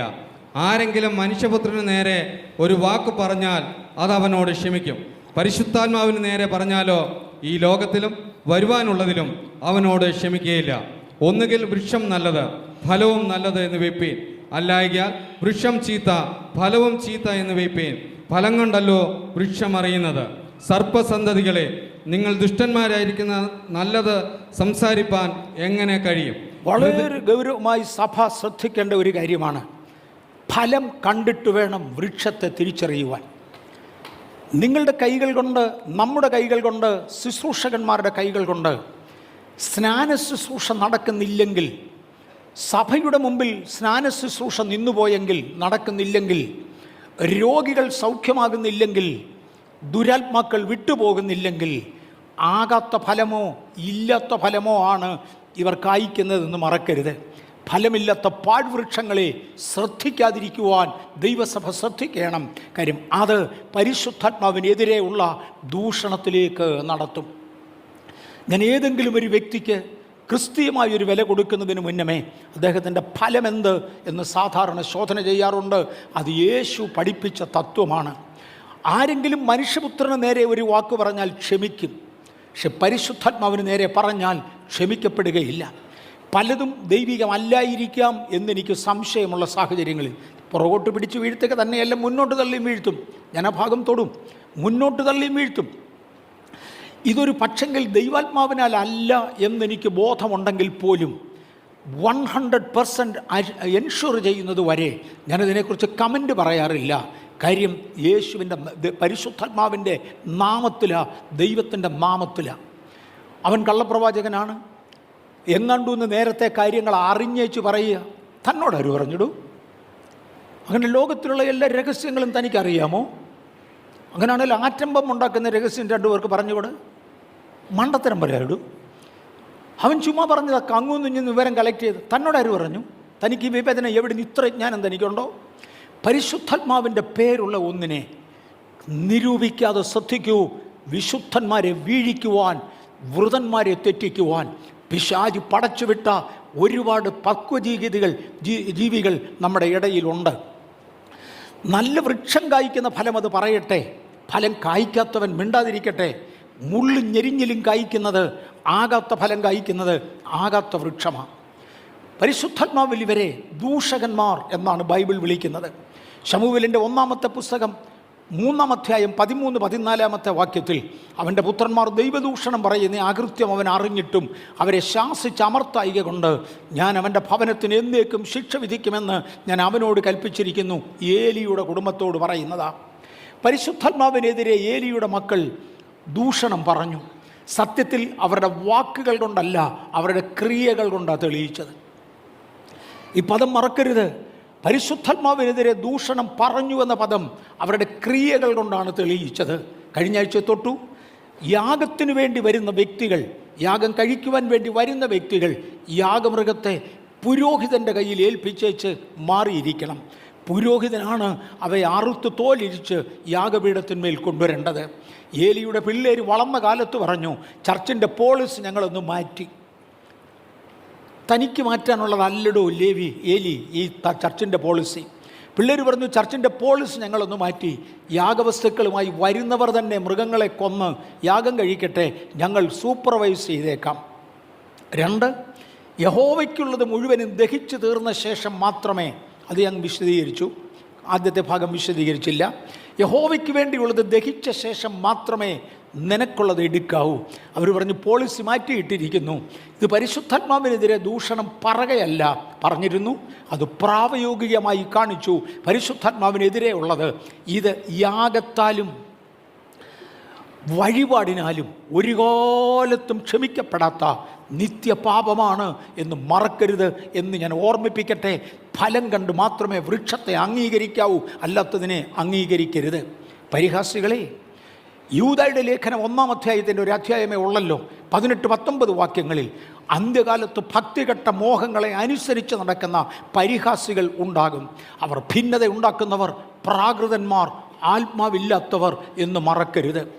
അന്ത്യകാലത്തിൻ്റെ ലക്ഷണങ്ങളിൽ ഒന്നായി പറയുന്നതാണ്, അന്ത്യകാലത്ത് ഭക്തികെട്ട മോഹങ്ങളെ അനുസരിച്ച് നടക്കുന്ന പരിഹാസികൾ ഉണ്ടാകും. ഇവർ പരിഹാസം തന്നെ പറഞ്ഞുകൊണ്ടിരിക്കും. അവരുടെ ക്രിയകൾ പരിഹസിക്കുന്നതായിരിക്കും. ഒരു കാലത്ത് കർത്താവിന് വേണ്ടി ശക്തമായി പ്രയോജനപ്പെട്ട് ഞാൻ പലയിടത്തും റെക്കമെൻഡ് ചെയ്തിട്ടുള്ള ഒരു മനുഷ്യൻ കാലത്തിൻ്റെ പോക്കിൽ കൃപയിൽ നിന്ന് വീണു, വിശ്വാസത്തിൽ നിന്ന് തെന്നി, പണത്തിൻ്റെ പുറകെ ശുശ്രൂഷ വിറ്റു. ആ മനുഷ്യൻ ബാംഗ്ലൂരിൽ വന്നു. എൻ്റെ മക്കൾ ഉൾപ്പെടെ, എൻ്റെ മക്കളിൽ എനിക്ക് തോന്നുന്നത് മോസ്റ്റ് പ്രോബബ്ലി സുനിൽ പാസ്റ്റർ ഉൾപ്പെടെ നമ്മുടെ ചർച്ചിൽ നിന്ന് 2-3 പേര് ആ അദ്ദേഹത്തിൻ്റെ ഒരു മീറ്റിങ്ങിന് ഞാൻ റെക്കമെൻഡ് ചെയ്ത് കൊണ്ടുപോയി. ഇതിനോടകം പുള്ളിയുടെ വിശ്വാസം അങ്ങ് മാറ്റി. വിശ്വാസം മാറ്റി വെച്ച് പറഞ്ഞു യേശു വരത്തൊന്നുമില്ല. ആ വിശ്വാസത്തിലോട്ട് മാറി. എന്നിട്ട് അയാൾ പറഞ്ഞ ഒരു പദമാണ്, കുറേ പെന്തിക്കോസുകാരുണ്ട് യേശു ഇപ്പം വരുമെന്നും പറഞ്ഞ് ജനൽ തുറന്നിങ്ങനെ നോക്കിക്കൊണ്ടിരിക്കുക, മേളോട്ട് നോക്കിക്കൊണ്ടിരിക്കുകയാണ്, യേശു ഇപ്പം വരുമെന്ന്. എന്നിട്ട് ഒരു വെടലച്ചേരി 3-4 പേര് കൂടി ഒരുത്തൻ പരിഹാസത്തിൻ്റെ പദം പറയുകയും 4 പേര് ചേർന്ന് ചിരിക്കുകയും ചെയ്താൽ 5ാമതൊരു സാധുവിനെ വഞ്ചിക്കാൻ കഴിയുമെങ്കിലും അന്ത്യകാലത്ത് പരിഹാസികൾ എഴുന്നേറ്റ് വരുമെന്ന് അറിയാവുന്ന ദൈവസഭ തിരിച്ചറിയട്ടെ, ഇത് പരിഹാസപദങ്ങളാണ്. 100 പേര് തംസപ്പ് കാണിച്ചുകൊണ്ട് 10 പേര് നെഗറ്റീവ് കമൻസ് ഇട്ടുകൊണ്ട് ഒരു നെഗറ്റീവ് നിരൂപകനെ അംഗീകരിച്ചാലും പരിശുദ്ധാത്മാവ് അവനെ ത്യജിക്കുന്നു. അവനെക്കുറിച്ച് ബൈബിൾ നേരത്തെ പറഞ്ഞു, അന്ത്യകാലത്ത് ഭക്തികെട്ട മോഹങ്ങളെ അനുസരിച്ച് നടക്കുന്ന പരിഹാസികൾ ഉണ്ടാകും. 1, അവർ ഭിന്നത ഉണ്ടാക്കുന്നവർ. 2, അവർ പ്രാകൃതന്മാർ, പ്രകൃതിക്കൊത്തവണ്ണം ചിന്തിക്കും. 3, അവരാത്മാവില്ലാത്തവർ, ആത്മാവിൽ ചെയ്യേണ്ടതൊന്നും അവർ ചെയ്യുന്നില്ല. അവർ മറുഭാഷ പറയുന്നില്ലെന്നല്ല ഞാൻ പറഞ്ഞത്, മറുഭാഷ പറയുന്ന ദുരാത്മാവുണ്ട്. ഞാൻ ആ കാര്യം തൊടാം, ആ ഭാഗത്ത് വരണമെന്ന് എനിക്ക് ആശയമുണ്ട്. അവർ ആത്മാവില്ലാത്തവരാണ്. വെളിപ്പാട് പുസ്തകം 12-ാം അധ്യായത്തിൻ്റെ 10-ാമത്തെ വാക്യത്തിൽ പറയുന്നത്, സ്വന്തം മോഹങ്ങളെ അനുസരിച്ച് നടക്കുന്ന പരിഹാസികൾ പരിഹാസത്തോടെ അന്ത്യകാലത്ത് വരും എന്ന് വിശേഷാൽ അറിഞ്ഞുകൊള്ളുകയും. ഈ ഭാഗങ്ങൾക്കായി സ്തോത്രം. ആവശ്യമില്ലാത്ത പലതും പറഞ്ഞുകൊണ്ട് എനിക്കൊന്ന് വെളിപ്പാട് 12-10 ഒരു പക്ഷേ എനിക്കൊരു ഡൗട്ടുണ്ട്. ഒരു പക്ഷേ ആ വാക്യത്തിൻ്റെ റെഫറൻസ് തെറ്റിക്കാണാം. ഞാൻ എൻ്റെ രാത്രിയിലൊക്കെ ചെയ്ത ഒരു പക്ഷേ തെറ്റിക്കാണാം. പക്ഷേ ഈ ഒരു വാക്യം വളരെ കറക്റ്റാണ്. സ്വന്തം മോഹങ്ങളെ അനുസരിച്ച് നടക്കുന്ന പരിഹാസികൾ പരിഹാസത്തോടെ, തീമോത്തിയോസിൻ്റെ ലേഖനത്തിലായിരിക്കാം, പരിഹാസത്തോടെ അന്ത്യകാലത്ത് വരുമെന്ന് വിശേഷാൽ അറിഞ്ഞുകൊള്ളണം. അന്ത്യകാല ലക്ഷണങ്ങളിൽ ഒന്നാണ് പരിഹാസികളുടെ എഴുന്നേൽപ്പ്. ഇന്ന് ലോകവ്യാപകമായി എഴുന്നേറ്റിരിക്കുന്ന പരിഹാസികളെ നമ്മൾ മനസ്സിലാക്കണം. കഴിഞ്ഞ ദിവസം ഞാൻ യൂട്യൂബിനെ കുറിച്ച് ഒരു ആർട്ടിക്കിൾ ഇങ്ങനെ ഒരാൾ പറയുന്നത് കേട്ടു. മാന്യനായ ഒരു വ്യക്തിയാണ് പറഞ്ഞത്, ശരിയായിരിക്കാം. അദ്ദേഹം പറഞ്ഞു, 6 കോടിയോളം യൂട്യൂബേഴ്സ് ഇന്ന് ക്രിസ്ത്യൻ ഫീൽഡിലുണ്ട്. മലയാളത്തിൽ തന്നെയല്ല, എല്ലാ ഭാഷയും കൂടെ ചേർത്താൽ 6 കോടിയോളം യൂട്യൂബേഴ്സ്. ഈ 6 കോടി ആളുകൾ ശ്രമിക്കുന്നത് നമ്മുടെ അറ്റൻഷൻ പിടിക്കാനാണ്. അറ്റൻഷൻ പിടിക്കാൻ വേണ്ടി ചിലർക്ക് നന്നായി തോന്നുന്നത് വേറൊരാളിനെ പരിഹസിക്കുക, ഇനിയൊരാളിനെ ദൂഷിക്കുക. അങ്ങനെ പരിഹസിക്കുന്നവരുണ്ട്. വെറും ജഡീകനാണെങ്കിൽ ബ്ലൂ ഫിലിംസ് കാണിച്ചാൽ മതി, കൂടുതൽ ആളുകളുടെ അറ്റൻഷൻ പിടിക്കുന്നത് അവിടെയാണ്. പക്ഷെ ഇയാൾ കുറേയൊക്കെ ബൈബിളിൻ്റെ കെയർ ഓഫിലായി പോയതുകൊണ്ട് അറ്റൻഷൻ പിടിക്കാൻ വേണ്ടി വ്യാജമായ വാർത്തകൾ പരസ്യപ്പെടുത്തുക നല്ലത്. ഞാൻ പണ്ടൊരിക്കൽ ഇവിടെ വിശദീകരിച്ചു, പലരെക്കുറിച്ചും പറയുന്നത് വാവിഷ്ഠാനക്കാരായി മാറുമെന്ന. വാവിഷ്ഠാനക്കാർ, അപ്പോൾ അത് ഓർമ്മയുണ്ട്. ഞാൻ വളരെ സീരിയസ് ലെസണിലാണ് നിൽക്കുന്നത്. കഴിയുമെങ്കിൽ വൃതന്മാരെ തെറ്റിക്കുവാൻ പിശാച് ഉപയോഗിക്കുന്ന വഴികളാണ് വാവിഷ്ഠാനക്കാർ. അവർ ദൈവരാജ്യം അവകാശമാക്കാത്തവരാണ്. വാവിഷ്ഠാനം എന്ന പദം മലയാളത്തിലേക്ക് തർജ്ജമ ചെയ്തതിന് കൊടുത്തിരിക്കുന്ന ഒറിജിനൽ സ്ക്രിപ്റ്റിൽ നിന്ന് ഇംഗ്ലീഷിലേക്ക് ട്രാൻസ്ലേറ്റ് ചെയ്യുമ്പോൾ ആ പദം ഏറെക്കുറെ ഇങ്ങനെ കിട്ടും: ദ ഫോൾസ് റിവീലേഴ്സ്. ഫോൾസ് റിവീലേഴ്സ്. നിങ്ങൾ അറിഞ്ഞോ, ഇന്നിടത്ത് ഇന്നൊരു പ്രവചനം പറഞ്ഞു തെറ്റി. ആഹാ, ആയിരിക്കാം അവിടെ. തന്നോടാര് പറഞ്ഞ് ഇതും കൊട്ടിഘോഷിച്ചു നടക്കാൻ? ദുർവർത്തമാനം പരത്താൻ തന്നെ ആരെ ഏൽപ്പിച്ചു? വിശുദ്ധന്മാരെ, നിങ്ങളുടെ വിരുത് കവർന്ന് കളയേണ്ടതിന് വാവിഷ്ഠാനക്കാർ, റിവീലേഴ്സ്, അനാവശ്യം പറഞ്ഞ് നടക്കും. നുണ പറയുക എന്ന മലയാളത്തിന് വിളിക്കുന്നത്. നുണ പറയുക എന്ന വാക്കിൻ്റെ അർത്ഥം ഇതാ: അറിഞ്ഞോ ഇന്നത്, ആ ലിങ്ക് ഇങ്ങോട്ട് പാസ് ചെയ്തു, ഈ ലിങ്ക് അങ്ങോട്ട് പാസ് ചെയ്തു. കുറേ റിവീലേഴ്സ്. യേശുവിൻ്റെ നാമത്തിൽ സഭയായി ഈ ശക്തികളെ ഞങ്ങൾ ശാസിക്കുക. ഒരു കൂട്ടം വൃതന്മാർ ദൈവസന്നിധിയിൽ വളർന്നു വരേണ്ടതിന്, ലോകവ്യാപകമായി ഒരു കൂട്ടം ആളുകൾ ക്രിസ്തുവിൽ പണിയപ്പെടേണ്ടതിന് വിരോധമായി വ്യാപരിക്കുന്ന അന്ധകാരത്തിൻ്റെ ശക്തികളെ ഞങ്ങൾ ശാസിക്കുന്നു. സഭയ്ക്കകത്തുള്ള അതിൻ്റെ ഇൻഫ്ലുവൻസിനെ നമുക്ക് ഒരുമിച്ച് ശാസിക്കാം. സ്വന്തം മോഹങ്ങളെ അനുസരിച്ച് നടക്കുന്നവർ ഈ ഏഷണിക്കാരെക്കുറിച്ച് മാത്രമല്ല, 2 തീമോത്തിയോസ് 3:3 അവർ വാത്സല്യമില്ലാത്തവരും ഇണങ്ങാത്തവരും ഏഷണിക്കാരുമായി മാറും. ഏഷണി പറഞ്ഞുണ്ടാക്കുന്നവർ. എമേബ്രിഗിസ് കഴിഞ്ഞ ദിവസം 15 ഏക്കർ സ്ഥലത്തിനകത്ത് കല്ലിട്ടു. ഇത് എവിടെയാണ് എന്ന് സംഭവിച്ച ചരിത്രം ഇത് ആര് പറഞ്ഞു? ഏഷണിക്കാർ.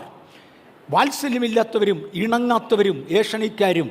ആ പദങ്ങൾ വീണ്ടും വീണ്ടും ആവർത്തിക്കുന്നത് കാണാം. ഒരു പ്രധാനപ്പെട്ട ചോദ്യം എനിക്ക് 9-ാം ചാപ്റ്ററായി ചോദിക്കാനുള്ളത്, ചാപ്റ്റർ വൈസിലാണ് ഞാനത് എടുത്തു വരുന്നത്, ചോദിക്കാനുള്ളത്: നാം ക്രിസ്തുവിനോടുകൂടെ ചേർക്കുന്നവരോ അതോ ചിതറിക്കുന്നവരോ? യേശു എടുത്തു പറയുന്ന ഒരു പദമുണ്ട് മത്തായിയുടെ സുവിശേഷം 12:30, എനിക്ക് അനുകൂലമല്ലാത്തവൻ എനിക്ക് പ്രതികൂലമാകുന്നു. ഈ അനുകൂലമെന്നതിൻ്റെ ഒരു വിശദീകരണമായിട്ടും കൂടെ ഇതിനെ എടുക്കാം. എന്നോട് കൂടെ ചേർക്കാത്തവൻ ചിതറിക്കുന്നു. ഞാൻ പറഞ്ഞു, പ്രേക്ഷിത ദൗത്യം വ്യക്തികളെ ക്രിസ്തുവിനോട് ചേർക്കാനാണ്. നമ്മളെ കർത്താവ് പറഞ്ഞയച്ചത് പോകുമ്പോൾ സ്വർഗരാജ്യം സമീപിച്ചു എന്ന് ഘോഷിക്ക്, അശുദ്ധാത്മാക്കളെ പുറത്താക്ക്, രോഗികളെ സൗഖ്യമാക്ക്. ഒത്തിരി പേർ വിശ്വസിക്കും. വിശ്വസിക്കുന്നവരെ പിതാവിൻ്റെയും പുത്രൻ്റെയും പരിശുദ്ധാത്മാവിൻ്റെയും നാമത്തിൽ സ്നാനപ്പെടുത്തി ശിഷ്യരാക്ക് അവരെ ചേർക്കുന്നവർ. ചേർക്കാത്തവനെക്കുറിച്ച് ബൈബിൾ പറയുന്നത് അവൻ ചെതറിക്കുന്നവനാ. ഈ ദുരുപദേഷ്ടാക്കന്മാരെ കൊണ്ട്, ഈ പരിഹാസികളെ കൊണ്ട് സഭയെ ചെതറിക്കാനല്ലാതെ ചേർക്കാൻ കഴിയാത്തതിനാൽ ഈ അബ്സ്ട്രെയിൻ ഫ്രം ദം, അവരോട് അകന്നു സൂക്ഷിക്കുവാൻ, വിട്ടൊഴിയുവാൻ. ദൈവാത്മാവിൻ്റെ ഭാഷയിൽ പറയട്ടെ, വിശുദ്ധന്മാരെ നിങ്ങളുടെ വിരുത് കവർന്നു കളയരുത്, വൃതന്മാരെ നമ്മെ വീഴിക്കുവാൻ ഇടയാകരുത്. പിന്മാറ്റക്കാരെക്കുറിച്ച് തിരുവചനം പറയുന്നത് തീയിൽ ചുട്ടുകളയും. നിസ്സാരമായ കാര്യങ്ങളോ ഗൗരവമേറിയ കാര്യങ്ങളോ നിങ്ങളുടെ ജീവിതത്തിൽ വന്ന് ലോകത്തിൻ്റെ മോഹങ്ങൾ മാടി വിളിച്ചാൽ പിന്മാറാതെ പിൻഗമിക്കുന്നവർക്കായി ഞാൻ കർത്താവിനെ സ്തുതിക്കുന്നു. Doctor PG. വർഗീസ് ഒരിക്കൽ എഴുതിയ ഒരു മെസ്സേജിനകത്ത് അദ്ദേഹം ഇങ്ങനൊരു മെസ്സേജ് അയച്ചു. ഗിരിപ്രദേശങ്ങളിൽ, നമ്മുടെ വനപ്രദേശങ്ങളിൽ ഒരു കുടുംബം യേശുവിനെ രക്ഷിതാവായി സ്വീകരിച്ചു. ആ കുടുംബത്തിലെ ആ ഗ്രാമത്തിൻ്റെ തലവൻ ആ കുടുംബത്തെ മുഴുവനും കൊണ്ടുവന്നു. ആ പിതാവിനോട് ചോദിച്ചു, നീ യേശുവിൻ്റെ വിശ്വാസത്തിൽ നിന്ന് പിന്മാറുമോ? അദ്ദേഹം മറുപടി പറഞ്ഞു, ഇല്ല, ഞാൻ പിന്മാറാതെ പിൻഗമിക്കും. I will not come back. എന്തോ ഇംഗ്ലീഷിലൊരു പാട്ടുണ്ടല്ലോ, no turning back, no turning back. I have decided to follow Christ, no turning back. അദ്ദേഹത്തിൻ്റെ ഏറ്റവും ഇളയ മോനെ പിടിച്ചു കഴുത്തു വെട്ടിയേച്ച് ചോദിച്ചു, പിന്മാറുമോ? അദ്ദേഹം പറഞ്ഞു, നോ ടേണിംഗ് ബാക്ക്. രണ്ടാമനെ പിടിച്ച് കഴുത്തു വെട്ടി, പിന്മാറുമോ? No turning back. No turning back എന്ന് പറഞ്ഞവരാണ് ആത്മീയർ. ഇന്നൊരു 1000 രൂപയുടെ പ്രോഫിറ്റ് ഉണ്ട്, അതുകൊണ്ട് ഞാനിനി പിന്മാറുമെന്ന് പറയുന്നവനല്ല.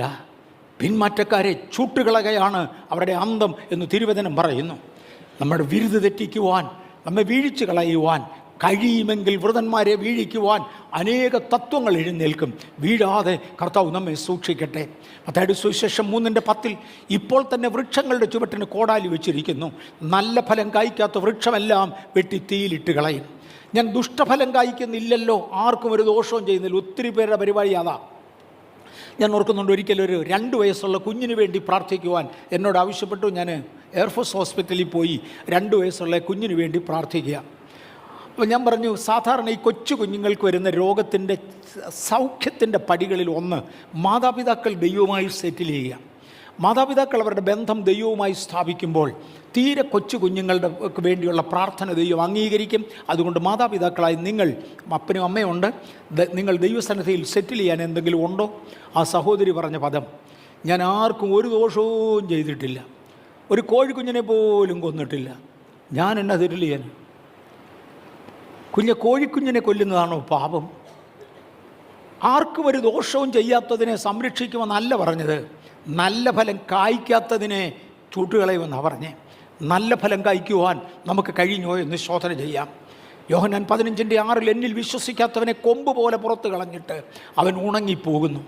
സഭായോഗത്തിന് എല്ലാ ആഴ്ചയും വരാത്ത, സൗകര്യമുള്ളപ്പം മാത്രം മീറ്റിങ്ങുകൾക്ക് വരുന്നവരോട് ഒരു ഭയങ്കര ഗൗരവമുള്ള വാണിങ്ങായി ഞാനിത് പറയട്ടെ. ഞാൻ പറഞ്ഞല്ലോ, 1984 സഭയ്ക്കുള്ള ഇനീഷ്യൽ പോളിസി കർത്താവ് തന്നു തുടങ്ങുമ്പോൾ എന്നോട് പറഞ്ഞു, ഈ തലമുറയിൽ നിന്നും വാങ്ങി അടുത്ത തലമുറയ്ക്ക് കൊടുക്കേണ്ടതിന്. 2, വിശുദ്ധന്മാരെ വീഴിച്ചു കളയുന്ന, അഗാധ ഗർത്തങ്ങളിലാക്കി കളയുന്ന അനേക കണികൾ. അന്നെടുത്ത ചിലതാണ് ഇന്ന് വീണ്ടും പരിശുദ്ധാത്മാവ് ആവർത്തിക്കുന്നത്. നാളുകൾ കഴിഞ്ഞിട്ടും സഭയുടെ മേലുള്ള ദൗത്യം മാറാത്തത് കൊണ്ട് സ്തോത്രം. എന്നിൽ വസിക്കാത്തവനെ നാം ക്രിസ്തുവിൽ വസിക്കുന്നവരാ. ഇന്ന് ക്രിസ്തുവിലുള്ള വാസം കുറഞ്ഞ് ലോകത്തോട് പറ്റിയെങ്കിൽ എന്നിൽ വസിക്കാത്തവനെ ഒരു കൊമ്പ് പോലെ പുറത്ത് കളഞ്ഞിട്ട് അവൻ ഉണങ്ങിപ്പോകുന്നു. ആ വക ചേർത്ത് തീയിലിട്ട് ചുട്ടുകളയും. പിന്മാറ്റം തീയിലിട്ട് ചുട്ടുകളയുന്നത് എബ്രായ ലേഖനം 6:4-8 വരെയുള്ള വാക്യങ്ങളിൽ ഒരിക്കൽ പ്രകാശനം ലഭിച്ചിട്ട് സ്വർഗീയദാനം ആസ്വദിക്കുകയും പരിശുദ്ധാത്മാവിനെ പ്രാപിക്കുകയും ദൈവത്തിൻ്റെ നല്ല വചനവും വരുവാനുള്ള ലോകത്തിൻ്റെ ശക്തിയും ആസ്വദിക്കുകയും ചെയ്തവർ പിന്മാറിപ്പോയാൽ, ഞാൻ തൊടാം. ഈ ബാംഗ്ലൂരിൽ ഒരിക്കൽ ഒരു കോൺഫറൻസിന് വേണ്ടി ഒരു പാസ്റ്റർ എന്നെ വിളിച്ചു. ആ പാസ്റ്റർ പല പ്രാവശ്യം വീട്ടിൽ വന്നിട്ടുണ്ട്, നമ്മുടെ ചർച്ചിൽ ഉപവാസ പ്രാർത്ഥനകൾക്ക് വന്നിട്ടുണ്ട്. ആ മനുഷ്യനെ എനിക്കറിയാം. 21 ദിവസം ഉപവാസ പ്രാർത്ഥന തുടങ്ങുന്നതിന് മുമ്പാണ്. ഇത് ഈ മാസത്തിലെ 3 ദിവസത്തെ ഉപവാസ പ്രാർത്ഥനയിൽ വന്ന് പങ്കെടുത്തിട്ടുള്ള ആളാണ്. അദ്ദേഹം ഒരു ദിവസം എൻ്റെ അടുക്ക വന്ന് പറഞ്ഞു, ഞാനൊരു ഇൻഡിപെൻഡൻറ്റ് മിനിസ്ട്രിയൊക്കെ സ്റ്റാർട്ട് ചെയ്തു. ഞങ്ങളുടെ മിനിസ്ട്രിയുടെ ഭാഗമായി ഹോട്ടൽ ഹർഷയിൽ വെച്ച് ഒരു കോൺഫറൻസ് ഉണ്ട്, ആ കോൺഫറൻസിൽ വരണം. ഞാൻ ആ കോൺഫറൻസിന് വേണ്ടി പോയിരുന്നു. 100-ലധികം പേര് കോൺഫറൻസിൽ കൂടിയിരുന്നു. അതിനകത്ത് അദ്ദേഹം പരസ്യമായി എഴുന്നേറ്റ് പറഞ്ഞു, അന്യഭാഷ ദൈവത്തെങ്കിൽ നിന്നല്ല. ഇപ്പം ഞാൻ ചോദിച്ചു, ഇയാളല്ലേ ചർച്ച വന്ന അന്യഭാഷ പറഞ്ഞ പാർട്ടി? അന്ന് ചുമ്മാ ഉണ്ടാക്കി പറഞ്ഞതായിരിക്കാം. ഞാൻ പറഞ്ഞല്ലോ ഭൂതവും അന്യഭാഷ പറയും. അന്ന് ചുമ്മാ വന്ന് പറഞ്ഞതായിരിക്കല്ലേ. എനിക്ക് ഇപ്പോഴാണ് അതിൻ്റെ ഗൗരവം മനസ്സിലായത്. ഇതൊക്കെ ചുമ്മാതാ. ഞാൻ പറഞ്ഞു, നാളെ ദൈവം ഇല്ല എന്ന് താൻ പറഞ്ഞു കഴിഞ്ഞാൽ ഞാൻ അതും അംഗീകരിക്കേണ്ടി വരത്തില്ലേ? തൻ്റെ പണി നോക്കുക, ഞാൻ എൻ്റെ പണിക്ക് പോട്ടെ, പിന്മാറ്റക്കാരൻ്റെ കൂടെ ഞാൻ ഇല്ല. ആഭരണം ഉപയോഗിക്കുന്നവർക്ക് ഞാൻ കർത്തൃമേശ കൊടുക്കുന്നുണ്ട്. കാര്യം ആഭരണം ഉപയോഗിക്കരുത് എന്നൊരു പ്രമാണം ബൈബിളിലില്ല. പക്ഷെ ക്രിസ്തീയ വൃതത്വത്തിലേക്ക് മാറുന്നതിൻ്റെ പടികളിൽ പെടുന്നതാണിത് എന്ന് ശക്തമായി പഠിപ്പിക്കാറുണ്ട്. അതെനിക്ക് ലഭിച്ച തെളിവുകൾക്കൊത്തവണ്ണം. ആഭരണം ഇട്ടവർക്ക് ഞാൻ കർത്തൃമേശ കൊടുക്കും. പക്ഷേ ആഭരണം ഉപേക്ഷിച്ച ശേഷം തിരിച്ചിട്ടവർക്ക് ഒരു കാര്യത്തിലും കൂട്ടായ്മയില്ല. കാര്യം അവർ പിന്മാറിപ്പോയവരാ. ഒരിക്കൽ പ്രകാശനം ലഭിച്ചിട്ട് സ്വർഗീയദാനം ആസ്വദിക്കുകയും പരിശുദ്ധാത്മാവിനെ പ്രാപിക്കുകയും ദൈവത്തിൻ്റെ നല്ല വചനവും വരുവാനുള്ള ലോകത്തിൻ്റെ ശക്തിയും ആസ്വദിച്ചറിയുകയും ചെയ്തവർ പിന്മാറിപ്പോയാൽ തങ്ങൾക്ക് തന്നെ അവർ ദൈവപുത്രനെ വീണ്ടും ക്രൂശിക്കുന്നവരും അവൻ ലോകാപവാദം വരുത്തുന്നവരും ആകൊണ്ട് അവരെ പിന്നെയും മനസ്സാന്തരത്തിലേക്ക് പുതുക്കുവാൻ കഴിവുള്ളതല്ല. ഇനി അതിനോട് 1000 പ്രാവശ്യം പറഞ്ഞാലും അത് അംഗീകരിക്കുകയില്ല. പിശാച് സീൽ ചെയ്ത് കഴിഞ്ഞതാണ്. എബ്രായ ലേഖനം 6-ാം അധ്യായത്തിൻ്റെ 4 മുതൽ 6 വരെയുള്ള വാക്യം അവരവരുടെ സമയത്ത് വായിക്കാം. പിന്മാറ്റക്കാർ ചുട്ടുകളയപ്പെടുന്നവരാണ്. ഒടുവിൽ ഞാൻ അന്ന് തൊട്ടത് ഇതാണ്, അവസരം നഷ്ടമാക്കരുത്. എബ്രായ ലേഖനം 6-ാം അധ്യായത്തിൻ്റെ 7-8 വാക്യങ്ങളിൽ പലപ്പോഴും പെയ്ത മഴ കുടിച്ചിട്ടും ഭൂമി കൃഷി ചെയ്യുന്നവർക്ക് ഹിതകരമായ സസ്യാദികളെ വിളയിക്കുന്നു എങ്കിൽ ദൈവത്തിൻ്റെ അനുഗ്രഹം പ്രാപിക്കുന്നു. കൃഷി ചെയ്യുന്നവന് ഒരു താല്പര്യമുണ്ട്, എനിക്ക് ഇന്നിടത്തുനിന്ന് ഇന്നത് കിട്ടണം. അങ്ങേ വയലിൽ നിന്ന് ഞാൻ പ്രതീക്ഷിക്കുന്നതല്ല ഈ വയലിൽ നിന്ന് പ്രതീക്ഷിക്കുന്നത്. തെങ്ങുംതോപ്പ് വെച്ചിരിക്കുന്ന ആളിന് അതിനപ്പുറത്ത് പാഡി ഫീൽഡ് കാണാം, നെല്ല് വിതയ്ക്കുന്ന വയൽ കാണാം. നെല്ല് വിതയ്ക്കുന്ന വയലിൽ നിന്ന് പ്രതീക്ഷിക്കുന്നതല്ല തെങ്ങുംതോപ്പിൽ നിന്ന് പ്രതീക്ഷിക്കുന്നത്. ഇന്ന് പകൽ ചില തെങ്ങുംതോപ്പുകൾക്കായി കർത്താവിനെ സ്തുതിക്കുന്നു. കൃഷിക്കാരന് ഹിതകരമായ ഫലം. ഞാനൊരു കൊച്ചുദാഹരണം തൊടാം. എൻ്റെ ചെറിയ പ്രായത്തിൽ വീട്ടിൽ ജോലി ചെയ്യുന്നതിന് കൂലി എന്ന വണ്ണം ഒരു നേരത്തെ ആഹാരം മാത്രം ലഭിക്കുന്ന ഒരു കാലം, ഒരു ശനിയാഴ്ച, അക്കാലങ്ങളിൽ പതിവുള്ള മാസയോഗം, ഇന്ന് മാസയോഗങ്ങൾ ഉണ്ടായിരിക്കാം, എനിക്കറിഞ്ഞുകൂടാ. അന്ന് പതിവുള്ള ഒരു മാസയോഗത്തിന് ഞാൻ പോയി. ഒരു ശനിയാഴ്ച രാവിലെ മാസയോഗത്തിന് പോയി ഉച്ചയ്ക്ക് ശേഷം വീട്ടിലേക്ക് തിരിച്ചു വരികയാണ്. എത്ര മണിക്കൂർ എടുക്കും, എത്ര മണി കഴിഞ്ഞ് തിരിച്ചു വരുമെന്നൊക്കെ ചോദിച്ചതിനൊക്കെ വീട്ടിൽ കൃത്യമായി ഉത്തരം പറഞ്ഞു പോയി. അതിനപ്പുറത്തോട്ട് താമസിക്കാനൊക്കത്തില്ല, വീട്ടിൽ നിന്ന് ശിക്ഷയും കിട്ടും. ഏതായാലും ശനിയാഴ്ച വൈകിട്ട് ആഹാരമില്ല, കാര്യം അന്ന് ജോലി ചെയ്തില്ല, ഞാൻ ഇതിന് പോയിരിക്കുക, എനിക്ക് അന്ന് ജോലി ചെയ്യാനൊക്കത്തില്ല. പക്ഷെ പറഞ്ഞ സമയത്തിന് തിരികെ വീട്ടിലെത്തിയേ പറ്റൂ. അന്നത്തെ മാസയോഗം ഒരുപാടങ്ങ് വൈകിപ്പോയി. മാസയോഗം കഴിഞ്ഞ ശേഷം അവിടെ ആഹാരമുണ്ട്. പക്ഷെ ആഹാരം കഴിക്കാനിരുന്നാൽ പറഞ്ഞ സമയത്തിന് വീട്ടിലെത്താനൊക്കത്തില്ല. അതുകൊണ്ട് ആഹാരമില്ല, വൈകിട്ടില്ല എന്ന് എനിക്കറിയാം. രാവിലെ കഴിച്ചതല്ല, ഇന്ന് മുഴുവൻ പട്ടിണിയാണ്. ഞായറാഴ്ച അത് തന്നെ.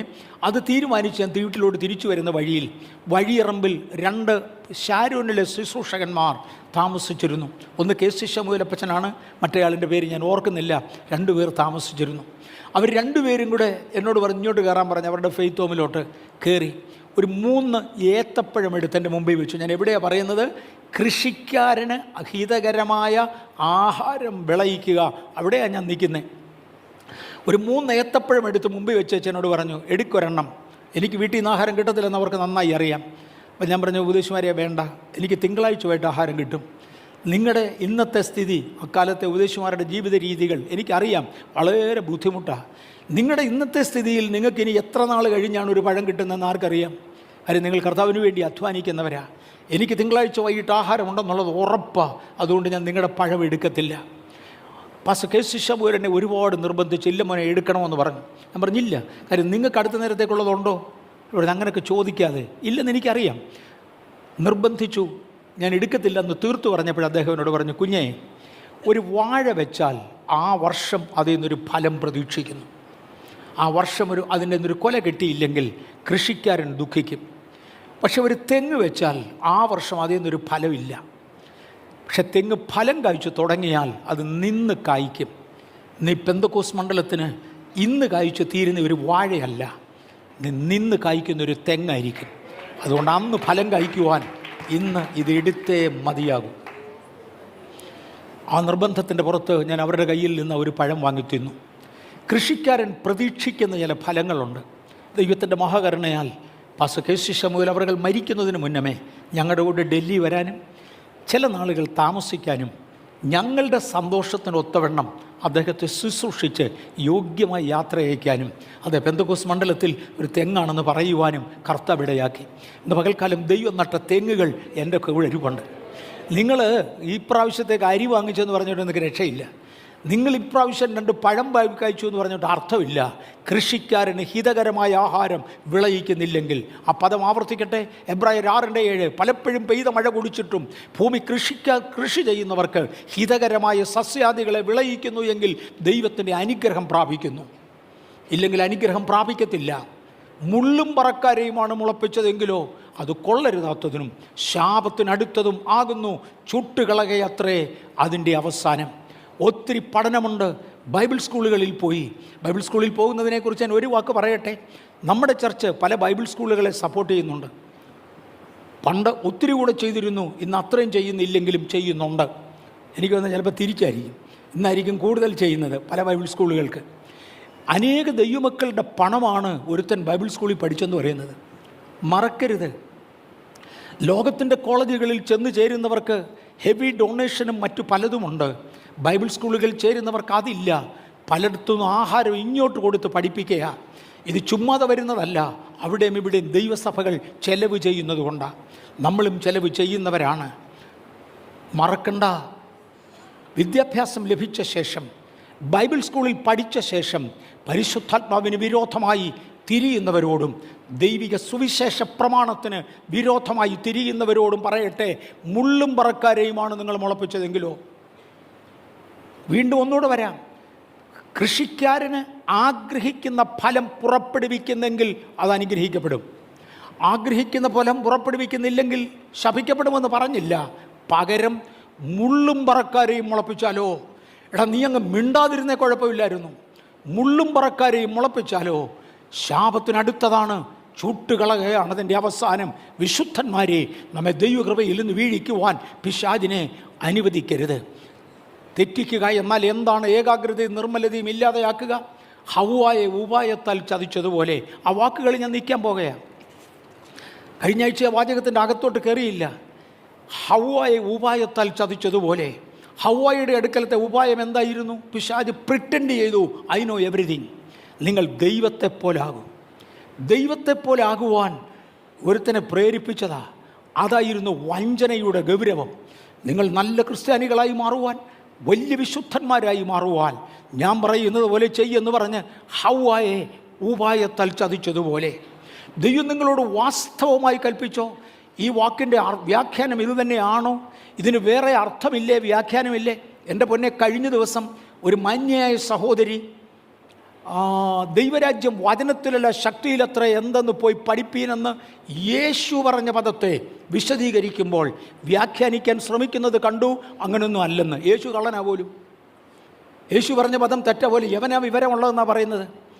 ആരൊക്കെയോ മുടക്കിയ പണത്തിന് ഏതൊക്കെയോ ബൈബിൾ സ്കൂളിൽ പഠിച്ചേച്ച് മുള്ളും പറക്കാരെയും മുളപ്പിച്ചുകൊണ്ട് ക്രിസ്തുവിനോടുള്ള നിർമ്മലതയും ഏകാഗ്രതയും വിട്ടുമാറത്തക്കവണ്ണം പ്രവർത്തിക്കുന്നെങ്കിൽ അതാണ് പൈശാചിക പ്രവർത്തനം എന്ന് മറക്കരുത്. ഹവ്വായെ ഉപായത്താൽ ചതിച്ചതുപോലെ ക്രിസ്തുവിനോടുള്ള നിർമ്മലതയും ഏകാഗ്രതയും. കഴിഞ്ഞ ദിവസം ഒരു സഹോദരൻ എന്നോട് ചോദിച്ചു, ഇതര മതങ്ങളിലുള്ള സത്യം ഞാൻ അറിയേണ്ടതല്ലേ? ഞാൻ വരുന്നത് നമ്മുടെ പള്ളിയിൽ തന്നെയാണ്. അയ്യോ, ഇതിനകത്ത് കയറിയതാ ഗതികേട്. മറ്റു മതങ്ങളിലുള്ള സത്യങ്ങൾ ഞാൻ അറിയേണ്ടതല്ലേ? ആന്നുമോനെ, നീ അറിഞ്ഞേ തീരൂ. കാര്യം അവസാനം ചുട്ടുകളയേണ്ടതല്ലേ?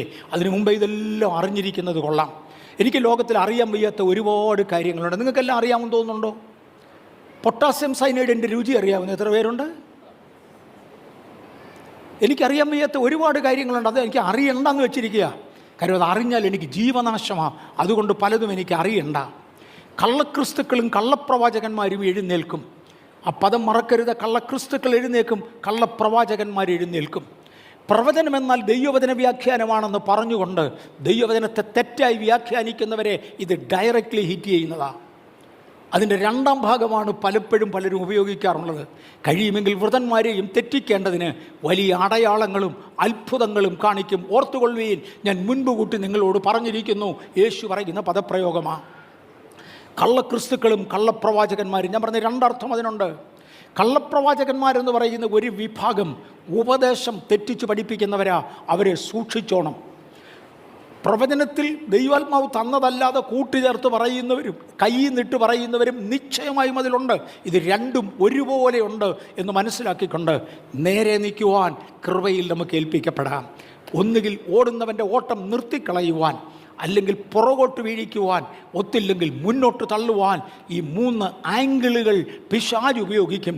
കൃപയിൽ നിൽക്കുന്നവരെ വീഴാതെ വണ്ണം നിങ്ങളെ സൂക്ഷിക്കുന്ന ദൈവത്തിൻ്റെ കരങ്ങളിലേക്ക് ഏൽപ്പിക്കാം. ഉപദേശപ്പെശകുകൾ, വ്യാജ അടയാളങ്ങൾ.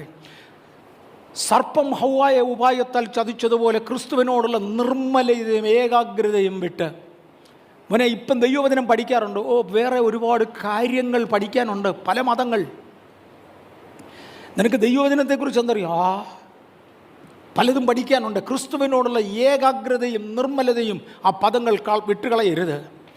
അതെടുക്കുവാൻ തീരുമാനിച്ചുകൊണ്ട് ഞങ്ങൾ പ്രസംഗിക്കാത്ത ഒരു ക്രിസ്തുവിനെ പ്രസംഗിച്ചാൽ, ഞങ്ങൾ പ്രസംഗിക്കുന്ന ക്രിസ്തുവിൻ്റെ പഠിപ്പീരെന്തായിരുന്നു? നിങ്ങൾ പോകുമ്പോൾ ഭൂതങ്ങളെ പുറത്താക്കുക, നിങ്ങൾ പോകുമ്പോൾ രോഗികളെ സൗഖ്യമാക്കുക, 3 നിങ്ങൾ ദൈവരാജ്യം സമീപിച്ചു എന്ന് പ്രസംഗിക്കുക.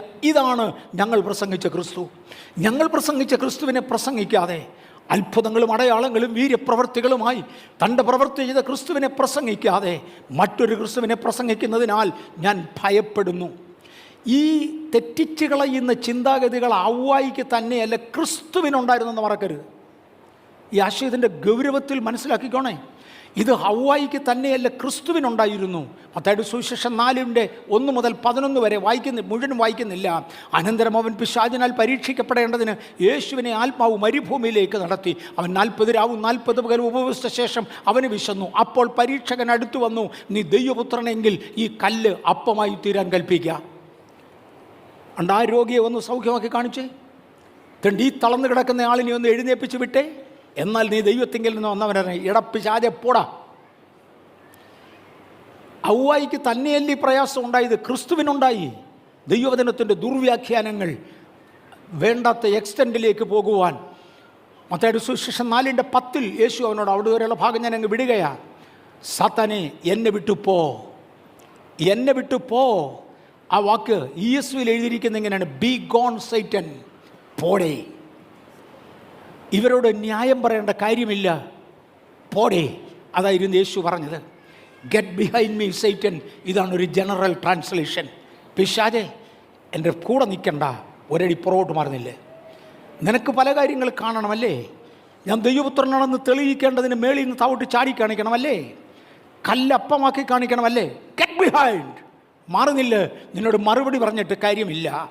അവ്വാമ്മച്ചിക്ക് അത് കഴിയാതെ പോയി, ക്രിസ്തുവിനത് കഴിഞ്ഞു. ഇതിനകത്തിരിക്കുന്ന ദൈവമക്കളെ, നമുക്ക് ക്രിസ്തുവിൻ്റെ പാറ്റേൺ ഫോളോ ചെയ്യുവാൻ തൃക്കരങ്ങളിലേക്ക് ഏൽപ്പിക്കാം.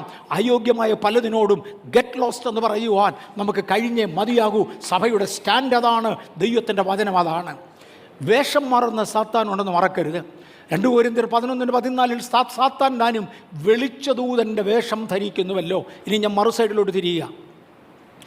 പുറകോട്ട് പിടിക്കുവാൻ നിന്നവനെ ആദ്യം ഞാൻ എതിർത്തു. ഓട്ടം നിർത്തിക്കളയുവാൻ ആവശ്യപ്പെട്ടവനെ ഞാൻ എതിർത്തു. ഇനിയും മുന്നോട്ട് തള്ളിയിടുവാൻ വരുന്നവനെ ശ്രദ്ധിക്കാൻ പോകുകയാണ്. സാത്താൻ താനും വെളിച്ചദൂതൻ്റെ വേഷം ധരിക്കുന്നുവല്ലോ. അവൻ വെളിച്ചദൂതൻ്റെ വേഷം ധരിക്കും. മുമ്പേ ഞാൻ പറഞ്ഞായിരുന്നു, പിശാച് മറുഭാഷ സംസാരിക്കും. അന്യഭാഷ സംസാരിച്ച പലരിൽ നിന്നും ദുരാത്മാക്കളെ പുറത്താക്കുവാൻ കൃപയാൽ സന്ദർഭങ്ങൾ ലഭിച്ചു. ഞാനത് കണ്ടിട്ടുണ്ട്. 43 വർഷം തുടരുമാനമായി പ്രവചനം പറഞ്ഞിരുന്നയാൾ സത്യവിശ്വാസത്തിൽ നിന്ന് അകന്നവനാണെന്ന് കണ്ടതിനാൽ ആളിൻ്റെ മേൽ കൈവെക്കുവാനും 43 വർഷം പ്രവചിച്ചിരുന്ന പ്രവാചകി അതോടെ ഭൂതമൊഴിഞ്ഞ് സൗഖ്യമുള്ളവളായി മാറുന്നതും കാണുവാൻ സ്വർഗത്തിലിത് കൃപ ചെയ്തു. മറക്കരുത്, സാത്താൻ താനും വെളിച്ചദൂതൻ്റെ വേഷം ധരിച്ചു.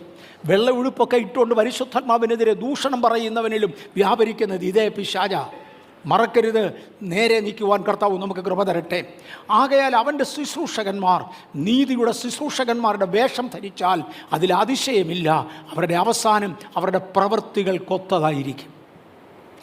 സാത്താനും വെളിച്ചദൂതൻ്റെ വേഷം ധരിക്കും. ഞാൻ വെളിച്ചദൂതൻ എന്ന് പറഞ്ഞാൽ ദൈവത്തിൻ്റെ ദൂതനെന്ന സാത്താനും വെളിച്ചദൂതൻ്റെ വേഷം ധരിക്കും. സാധു കൊച്ചുഞ്ഞു ഒരു സർദാർജി ഉണ്ടായിരുന്നില്ല, സാധു സുന്ദർ സിംഗിൻ്റെ അനുഭവ ചരിത്രത്തിൽ അദ്ദേഹം എഴുതിയ ഒരു പദമുണ്ട്. ഒരിക്കൽ ഏതോ ചില പ്രത്യേക ദൈവിക ആലോചനയ്ക്ക് വേണ്ടി തന്നെ ഹിമാലയ സാനുക്കളിൽ ഉപവസിച്ച് പ്രാർത്ഥിച്ചു കൊണ്ടിരിക്കുമ്പോൾ തേണ്ട വെള്ളവസ്ത്രം ധരിച്ചുകൊണ്ട് ഒരാൾ തൻ്റെ അടുക്കൽ വന്നു. എന്നുവെച്ച് പറഞ്ഞു, വത്സല, അങ്ങനെയായിരുന്നു ദൈവം അദ്ദേഹത്തെ വിളിച്ചിരുന്നത്. വത്സല, നിനക്കിനിയും ശുദ്ധീകരണം ആവശ്യമാണ്.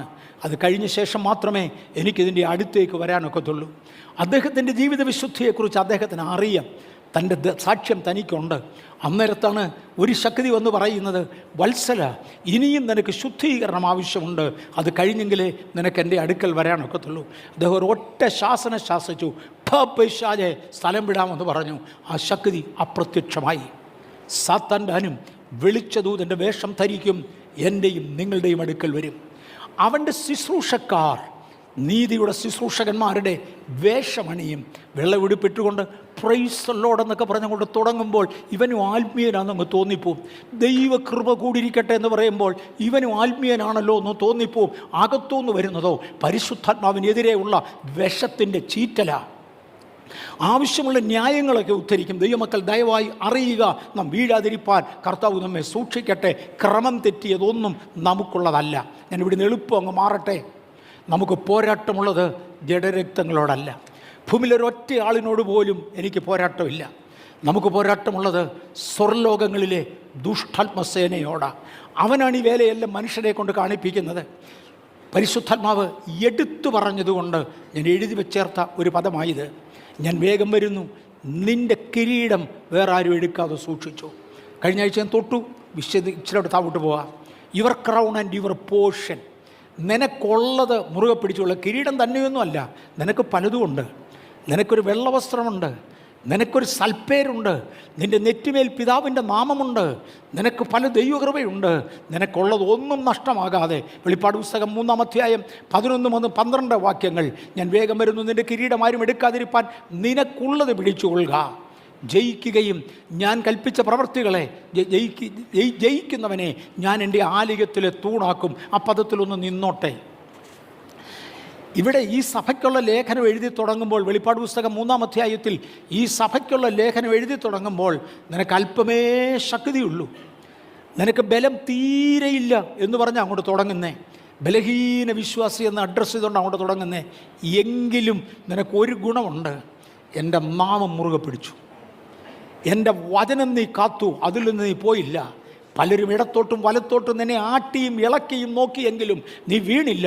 നീ നേരെ നിന്നു. നിനക്കല്പമേ ബലമുള്ളൂ, നിനക്കല്പമേ ശക്തിയുള്ളൂ. എങ്കിലും നീ എൻ്റെ നാമം സൂക്ഷിച്ചു, എൻ്റെ വചനം കാത്തു. ഇനിയും അന്ത്യത്തോളം ജയിച്ചാൽ, നിനക്ക് ഇനിയും പ്രശ്നങ്ങൾ ഇഷ്ടം പോലുണ്ട്, ജയിച്ചാൽ എൻ്റെ ആലയത്തിലെ തൂണാക്കും. ഒരാലയത്തിലെ തൂണ് അതിനകത്തെ ഏറ്റവും ബലമുള്ള ഭാഗമാണ്. നീ തീരെ ബലഹീനനായിരുന്നു, പക്ഷേ എൻ്റെ വചനം പാലിച്ച് ജയിച്ചതിനാൽ ബെഥലൈറ്റ്സ് ജയിക്കുവാൻ കർത്താവ് നമുക്ക് കൃപ തരട്ടെ. നീ എൻ്റെ നാമം മുറുകെ പിടിച്ചു, നിനക്കല്പമേ ശക്തിയുള്ളൂ, എങ്കിലും നീ എൻ്റെ വചനം കാത്തു. എൻ്റെ നാമം നിഷേധിച്ചിട്ടുള്ള 3:7 ആ വാക്യം. ഞാൻ നിന്നെ എൻ്റെ ആലയത്തിലെ തൂണാക്കും. ഇന്ന് പകൽ ബലഹീനമെന്ന് തോന്നുന്നെങ്കിൽ വചനത്തിന് മുമ്പിൽ ഉറയ്ക്കുക. ഇത് നിങ്ങളോട് പറയുവാൻ കർത്താവ് നിനക്ക് കൃപ തന്നു. നിൻ്റെ കിരീടം വേറൊരുത്തിന് എടുക്കരുത്, നിനക്കുള്ളത് നീ മുറുകെ പിടിച്ചു കൊള്ളണം. ആ ഭാഗം തന്നെ തുടരുകയാണ്. ഉപദേശ പെശകുകളിൽ വ്യാജ അടയാളങ്ങൾ കാണിക്കുന്നവരുണ്ട്. മുന്നോട്ട് തള്ളി വീഴിക്കുന്ന കാര്യം, അവരുടെ ജീവിതം കൂടെ നിങ്ങൾ പഠിക്കണം. അവരുടെ ഉപദേശം ദൈവികമാണോ? വ്യാജ അടയാളങ്ങളിൽ നാം ഒരിക്കലും ആകൃഷ്ടരാകരുത്. എന്നേലും ഒക്കുന്ന ഒരു കാലത്ത് ഞാനത് എടുത്തോളാം. തൽക്കാലം ഞാൻ അവിടെ നിന്ന് മാറട്ടെ, പലതും പറയാനുണ്ട്. ഈ വെളിപ്പാടില്ലാത്ത മഹാപുരോഹിതന്മാർ, ഞാൻ അടുത്ത 5 മിനിറ്റ് കൊണ്ട് നിർത്താൻ ആഗ്രഹിക്കുന്നു, ഒത്തില്ലെങ്കിൽ 6-7. വെളിപ്പാടില്ലാത്ത റേമ, വെളിപ്പാടില്ലാത്ത, വചനം അറിയത്തില്ലെന്നല്ല, ഇതിൻ്റെ വാക്യങ്ങൾ കാണാതറിയത്തില്ലെന്നല്ല, വാക്യങ്ങളുടെ അകത്ത് ദൈവം ഉദ്ദേശിച്ചിരിക്കുന്ന ദൈവിക വെളിപ്പാടുകൾ, അതിനെയാണ് റേമ എന്ന് വിളിക്കുന്നത്. റേമയില്ലാത്ത മഹാപുരോഹിതന്മാരെ വിവരക്കേട് പറയല്ലേ. ഒരു പഴയ നിയമത്തിൻ്റെ റേമയില്ലാത്ത മഹാപുരോഹിതനാണ് നീക്കുന്നത്. ഇയാൾക്ക് ബൈബിളെല്ലാം ബൈഹാർട്ടാ പഴയ നിയമം. പക്ഷേ തനിക്ക് ആ വചനത്തിൻ്റെ വെളിപ്പാടില്ലാത്തതിനാൽ അവൻ യേശുവിനെ തിരിച്ചറിഞ്ഞില്ല. ദൈവപുത്രനെ കണ്ടിട്ട് തിരിച്ചറിയാത്ത റേമയില്ലാത്ത മഹാപുരോഹിതനെ വിവരക്കേട് പറയാതിരിയിടൂ. റേമയില്ലാത്ത മഹാപുരോഹിതന്മാരെ, പഴയ നിയമത്തിൻ്റെ തത്വപ്രകാരം ഒരു സമയത്ത് ഒറ്റ മഹാപുരോഹിതനെ പാടുള്ളൂ. തേണ്ട 2 എണ്ണം ഒരുമിച്ച് കയറി. തത്വശാസ്ത്രം പറയുന്ന പലരും ഒരുമിച്ച് കൂടും. മഹാപുരോഹിതന്മാരെ, വചനം കൊണ്ട് ഉപജീവനം കഴിച്ചവർ ജീവനുള്ള വചനത്തെ ഒട്ടും തിരിച്ചറിഞ്ഞില്ലല്ലോ. സാറേ, ഇതൊക്കെ ഞങ്ങൾക്ക് മനസ്സിലാവും. സാറേ, ഞങ്ങൾക്ക് മനസ്സിലാവും. വചനം വെളിപ്പാടില്ലാത്തവനെ കൊണ്ട് ഒന്നിനും കൊള്ളത്തില്ല. പരിശുദ്ധാത്മാവിനോട് മറുതലിച്ച് നിൽക്കുന്നവരെക്കുറിച്ച് അപ്പസ്തോല പ്രവൃത്തി 7:51 മുതൽ 53 വരെ ശാഠ്യക്കാരും ഹൃദയത്തിനും ചെവിക്കും പരിച്ഛേദനയില്ലാത്തവരുമായുള്ളവരെ, ഹൃദയത്തിൻ്റെ പരിച്ഛേദന ഇല്ലായ്മ എന്ന് പറയുന്നത് വേണ്ടാത്തതൊക്കെ ചിന്തിക്കുക, പുതുദോഷം വരെ സങ്കല്പിക്കും. ചെവിക്ക് പരിച്ഛേദന ഇല്ലാതിരിക്കുക എന്ന് പറഞ്ഞാൽ ഇതുങ്ങൾ പറയുന്നത് കേൾക്കാൻ പോവുക. ഞാൻ കഴിഞ്ഞ ആഴ്ച പറഞ്ഞായിരുന്നു, റൂമർ മോങ്കേഴ്സ്. ഇവന്മാർ പറയുന്നത് കേൾക്കാൻ പോവുക. ഹൃദയത്തിനും ചെവിക്കും പരിച്ഛേദന ഇല്ലാത്തവരെ, നിങ്ങളുടെ പിതാക്കന്മാരെ പോലെ തന്നെ നിങ്ങളും എല്ലായ്പ്പോഴും പരിശുദ്ധാത്മാവിനോട് മറുത്തു നിൽക്കുന്നു. പരിശുദ്ധാത്മാവിനോട് മറുതലിച്ച് നിൽക്കുന്നവർ, പ്രവാചകന്മാരെ കല്ലെറിയുന്നവർ. അപ്പോസ്തല പ്രവൃത്തി 7:51 മുതൽ 53 വരെ, പ്രവാചകന്മാരിൽ ഏവനെ നിങ്ങളുടെ പിതാക്കന്മാർ ഉപദ്രവിക്കാതിരുന്നിട്ടുള്ളൂ. നീതിമാനായവൻ്റെ വരവിനെക്കുറിച്ച് മുന്നറിയിച്ചവരെ അവർ കൊന്നുകളഞ്ഞു. അവരിപ്പോൾ ദ്രോഹികളും കുലപാതകന്മാരുമായി മാറി. പ്രവാചകന്മാരിൽ ഏവനെ നിങ്ങളുടെ പിതാക്കന്മാർ കല്ലെറിയാതെ വിട്ടു. വേദപുസ്തകത്തിലെ പ്രവചനങ്ങളിൽ ശക്തിയേറിയ ഒരു പ്രവചനമാണ് യെശയ്യാവിൻ്റെ ഒരു പ്രവചനം. നിനക്ക് വിരോധമായി ഉണ്ടാക്കുന്ന ആയുധം ഫലിക്കയില്ല. പക്ഷെ ഞാൻ പലപ്പോഴും പറഞ്ഞിട്ടുണ്ട്, യെശയ്യാവിനെ കൊന്നത് വാളുകൊണ്ടാ. നിനക്ക് വിരോധമായി ഉണ്ടാക്കുന്ന ഒരു ആയുധം ഫലിക്കയില്ല എന്ന് വിളിച്ചു പറഞ്ഞ യെശയ്യാവിനെ വാളുകൊണ്ട് കൊല്ലിക്കുവാൻ കഴിഞ്ഞു. മറ്റുള്ളവരെ രക്ഷിക്കുവാൻ ഇറങ്ങി വന്ന യേശുവിനെ കാൽവറിയിൽ തൂക്കുവാൻ കഴിഞ്ഞു. പക്ഷെ മറക്കരുത്, അവരതിന് തയ്യാറാ. യെശയ്യാവേ, അങ്ങൊരു വാളിൻ്റെ വെട്ടിന് മരിച്ചെങ്കിൽ ഞങ്ങളെപ്പോലെയുള്ള ജനലക്ഷങ്ങൾ അങ്ങയുടെ പ്രവചനത്താൽ ശക്തിപ്പെട്ടവർ ഇന്ന് ലോകത്തിലുണ്ട്. ഇന്ന് ഞങ്ങളുടെ ഹൃദയങ്ങളിൽ ജീവനോടിരിക്കുന്നു. അങ്ങ് പറഞ്ഞ അതേ പ്രവചന പദങ്ങൾ അങ്ങയ്ക്ക് വിരോധമായി അടിക്കുമ്പോൾ ക്രിസ്തുവിൻ്റെ സഭയ്ക്ക് വേണ്ടി വില മുടക്കുവാൻ അങ്ങ് തയ്യാറായല്ലോ. സ്തോത്രം. ഉപദേശപശകൾ ഞാൻ അവിടുന്നൊക്കെ മാറുകയാണ്. വർജനം ആചരിക്കുന്ന വ്രതന്മാരെ, അപ്പസ്തോലിക പ്രമാണങ്ങളെ, മറിച്ചിട്ട നിയമങ്ങളെ നമ്മൾ ഒത്തിരി കണ്ടു. നിരൂപകന്മാർ അനേകർ എഴുന്നേൽക്കാറുണ്ട്. 31/7 ജൂലൈ മാസം 31-ാം തീയതി നമ്മുടെ ഒരു സഹോദരൻ എനിക്കൊരു ലിങ്ക് അയച്ചു തന്നു. ഞാൻ ഓർത്തായിരുന്നു, അന്ന് ഞാൻ സ്റ്റാൻലിയെ വിളിച്ച് പറഞ്ഞ മോനെ, ഞാൻ ഇത് പരസ്യപ്പെടുത്തും, അയാളുടെ പിക്ചർ ഞാൻ എടുത്തിടും, ഒരു 2 മിനിറ്റ് ഇരിക്കണം, പബ്ലിക്കെല്ലാം ഒന്ന് കണ്ടോട്ടെന്ന്. ഈ നിരൂപണം പറയുന്ന പ്രധാനപ്പെട്ട 1-2 പേര് എനിക്കെതിരെ പറഞ്ഞ ആളുകളാണ്. പിന്നെ ഞാൻ ഓർത്തു, എൻ്റെ ജോലിയല്ലത്. വേറൊരാളിനെ അപമാനിക്കുന്നത് എനിക്ക് യുക്തമല്ല. ഞാൻ അവരെ പോലെ തരം താഴാൻ പാടില്ല. അതുകൊണ്ട് ചിലതിൻ്റെ മറുപടി മാത്രം പറയുവാൻ ഞാൻ ദൈവകൃപയിൽ ശരണപ്പെടുന്നു. ഞാൻ പറഞ്ഞ 6 കോടിയോളം യൂട്യൂബേഴ്സാണ് ഉള്ളതെന്ന് അറിയപ്പെടുന്നത്. ഈ യൂട്യൂബിൽ പോകുന്നത് കൊണ്ട് ഇവർക്ക് എന്ത് പ്രയോജനം എനിക്ക് അറിഞ്ഞുകൂടാ. ഞാൻ കേട്ടിട്ടുള്ളത് നേരാകാം, കള്ളമാകാം, ശുദ്ധ തെറ്റാകാം, എനിക്ക് അറിഞ്ഞുകൂടാ. യൂട്യൂബിനകത്ത് ഒത്തിരി വ്യൂവർഷിപ്പ് ഉണ്ടെങ്കിൽ ഇവർക്ക് ഇതിന് കാശ് കിട്ടുമെന്ന് പറയുന്നത്. പിള്ളേരെ പഠിപ്പിക്കാനും കഞ്ഞി വെക്കാനും ഒക്കെയുള്ള കാശ് ഇതിനകത്തുനിന്ന് ഉണ്ടാക്കുന്നവരുണ്ട്. അതിന് നമ്മളെ വിറ്റ് വേണ്ടല്ലോ. യൂട്യൂബിനാണെങ്കിൽ നമ്മളെ വിൽക്കണ്ട. ഈ സഭയ്ക്ക് ലഭിച്ച ആയുധങ്ങളും താലന്തുകളും മറ്റുള്ളവരിൽ നിന്ന് വ്യത്യസ്തമാകാം. ഒരിക്കലൊരു പ്രവാചകി വന്ന് നമ്മുടെ ചർച്ചിലൊരാളിനോട് പ്രവചിച്ചത് എനിക്ക് ഓർമ്മയുണ്ട്. നിന്നെ ദൈവം ഏൽപ്പിച്ച ആയുധം ഭയങ്കര ഷാർപ്പാണ്. ഈ പദം ഗൗരവമായി ദയവായി എടുക്കണം. ഒരു പ്രവാചകി വന്ന ഒരാളിനോട് പറഞ്ഞ വാചകമാണ്. അന്ന് നമ്മുടെ ചർച്ചിലുള്ള ഒരാളാണ്, ഇന്ന് അദ്ദേഹം നിത്യതയില്ല. നിന്നെ ദൈവം ഏൽപ്പിച്ച ആയുധം ഭയങ്കര ഷാർപ്പാണ്. അത് ഉപകരണങ്ങൾ മിനുസപ്പെടുത്താനുള്ളതല്ല, വനത്തിൽ മരം വെട്ടാനുള്ളതാണ്. വനത്തിൽ മരം വെട്ടുന്ന മഴു കൊള്ളുകയില്ല, ആയുധം ഇതിനെ പിടിക്കുകയില്ല. നിരൂപകന്മാരിൽ പലരുടെയും ഡിഫറൻ്റ്ലി ഏബിൾഡ് എന്ന് ഒരു പദമുണ്ടല്ലോ, ഡിഫറൻ്റ്ലി ഏബിൾഡ്. അവരുടെ പലരുടെയും പല കഴിവുകളും എടുത്താൽ അന്യമതങ്ങളിൽ നിന്ന് ഉയരുന്ന അനാചാരങ്ങളെയും അനാവശ്യങ്ങളെയും ഗൗരവമായി മനസ്സിലാക്കി തരുവാൻ അവർക്കറിയാം. അവർക്ക് ലഭിച്ചിരിക്കുന്ന കൃപാവരങ്ങൾ അവരതിനുപയോഗിക്കട്ടെ. ബേഥേലിനെ ഏൽപ്പിച്ചത് സഭയെ മിനുക്കി വൃതന്മാരാക്കി മാറ്റാനാ. ഞങ്ങളുടേത് ഉപയോഗിക്കട്ടെ. എൻ്റെ പ്രിയപ്പെട്ടവർ മനസ്സിലാക്കാൻ വേണ്ടി ഞാൻ പറയുകയാണ്, ആയുധങ്ങൾ ദുരുപയോഗം ചെയ്യരുത്. കാട്ടിൽ മരം വെട്ടുന്ന മഴുവുള്ളവന് വെട്ടിയേ മതിയാകൂ, എങ്കിലേ ഈ പുൾപ്പിറ്റ് തീരൂ. അതിനുശേഷം ആശാരിയുടെ പണി ചെയ്യുന്ന ഉളിയും കൊട്ടുവടിയും ഉള്ളവന് അതുപയോഗിച്ച് മതിയാകൂ, എങ്കിലേ ഇതാകൂ. ഒടുവിൽ ഇത് മിനുക്കുന്ന ചില പണിയുണ്ട്. ഞങ്ങൾ വൃതന്മാരെ പണിയാൻ ശ്രമിക്കുക. അതിനിടയിൽ താണതിനു വേണ്ടി പോകാതെ റോങ് ആയുധങ്ങൾ ദയവായി ദൈവസഭയ്ക്കെതിരെ ഉപയോഗിക്കരുത് എന്ന് ഞാൻ ആഗ്രഹിക്കുന്നു.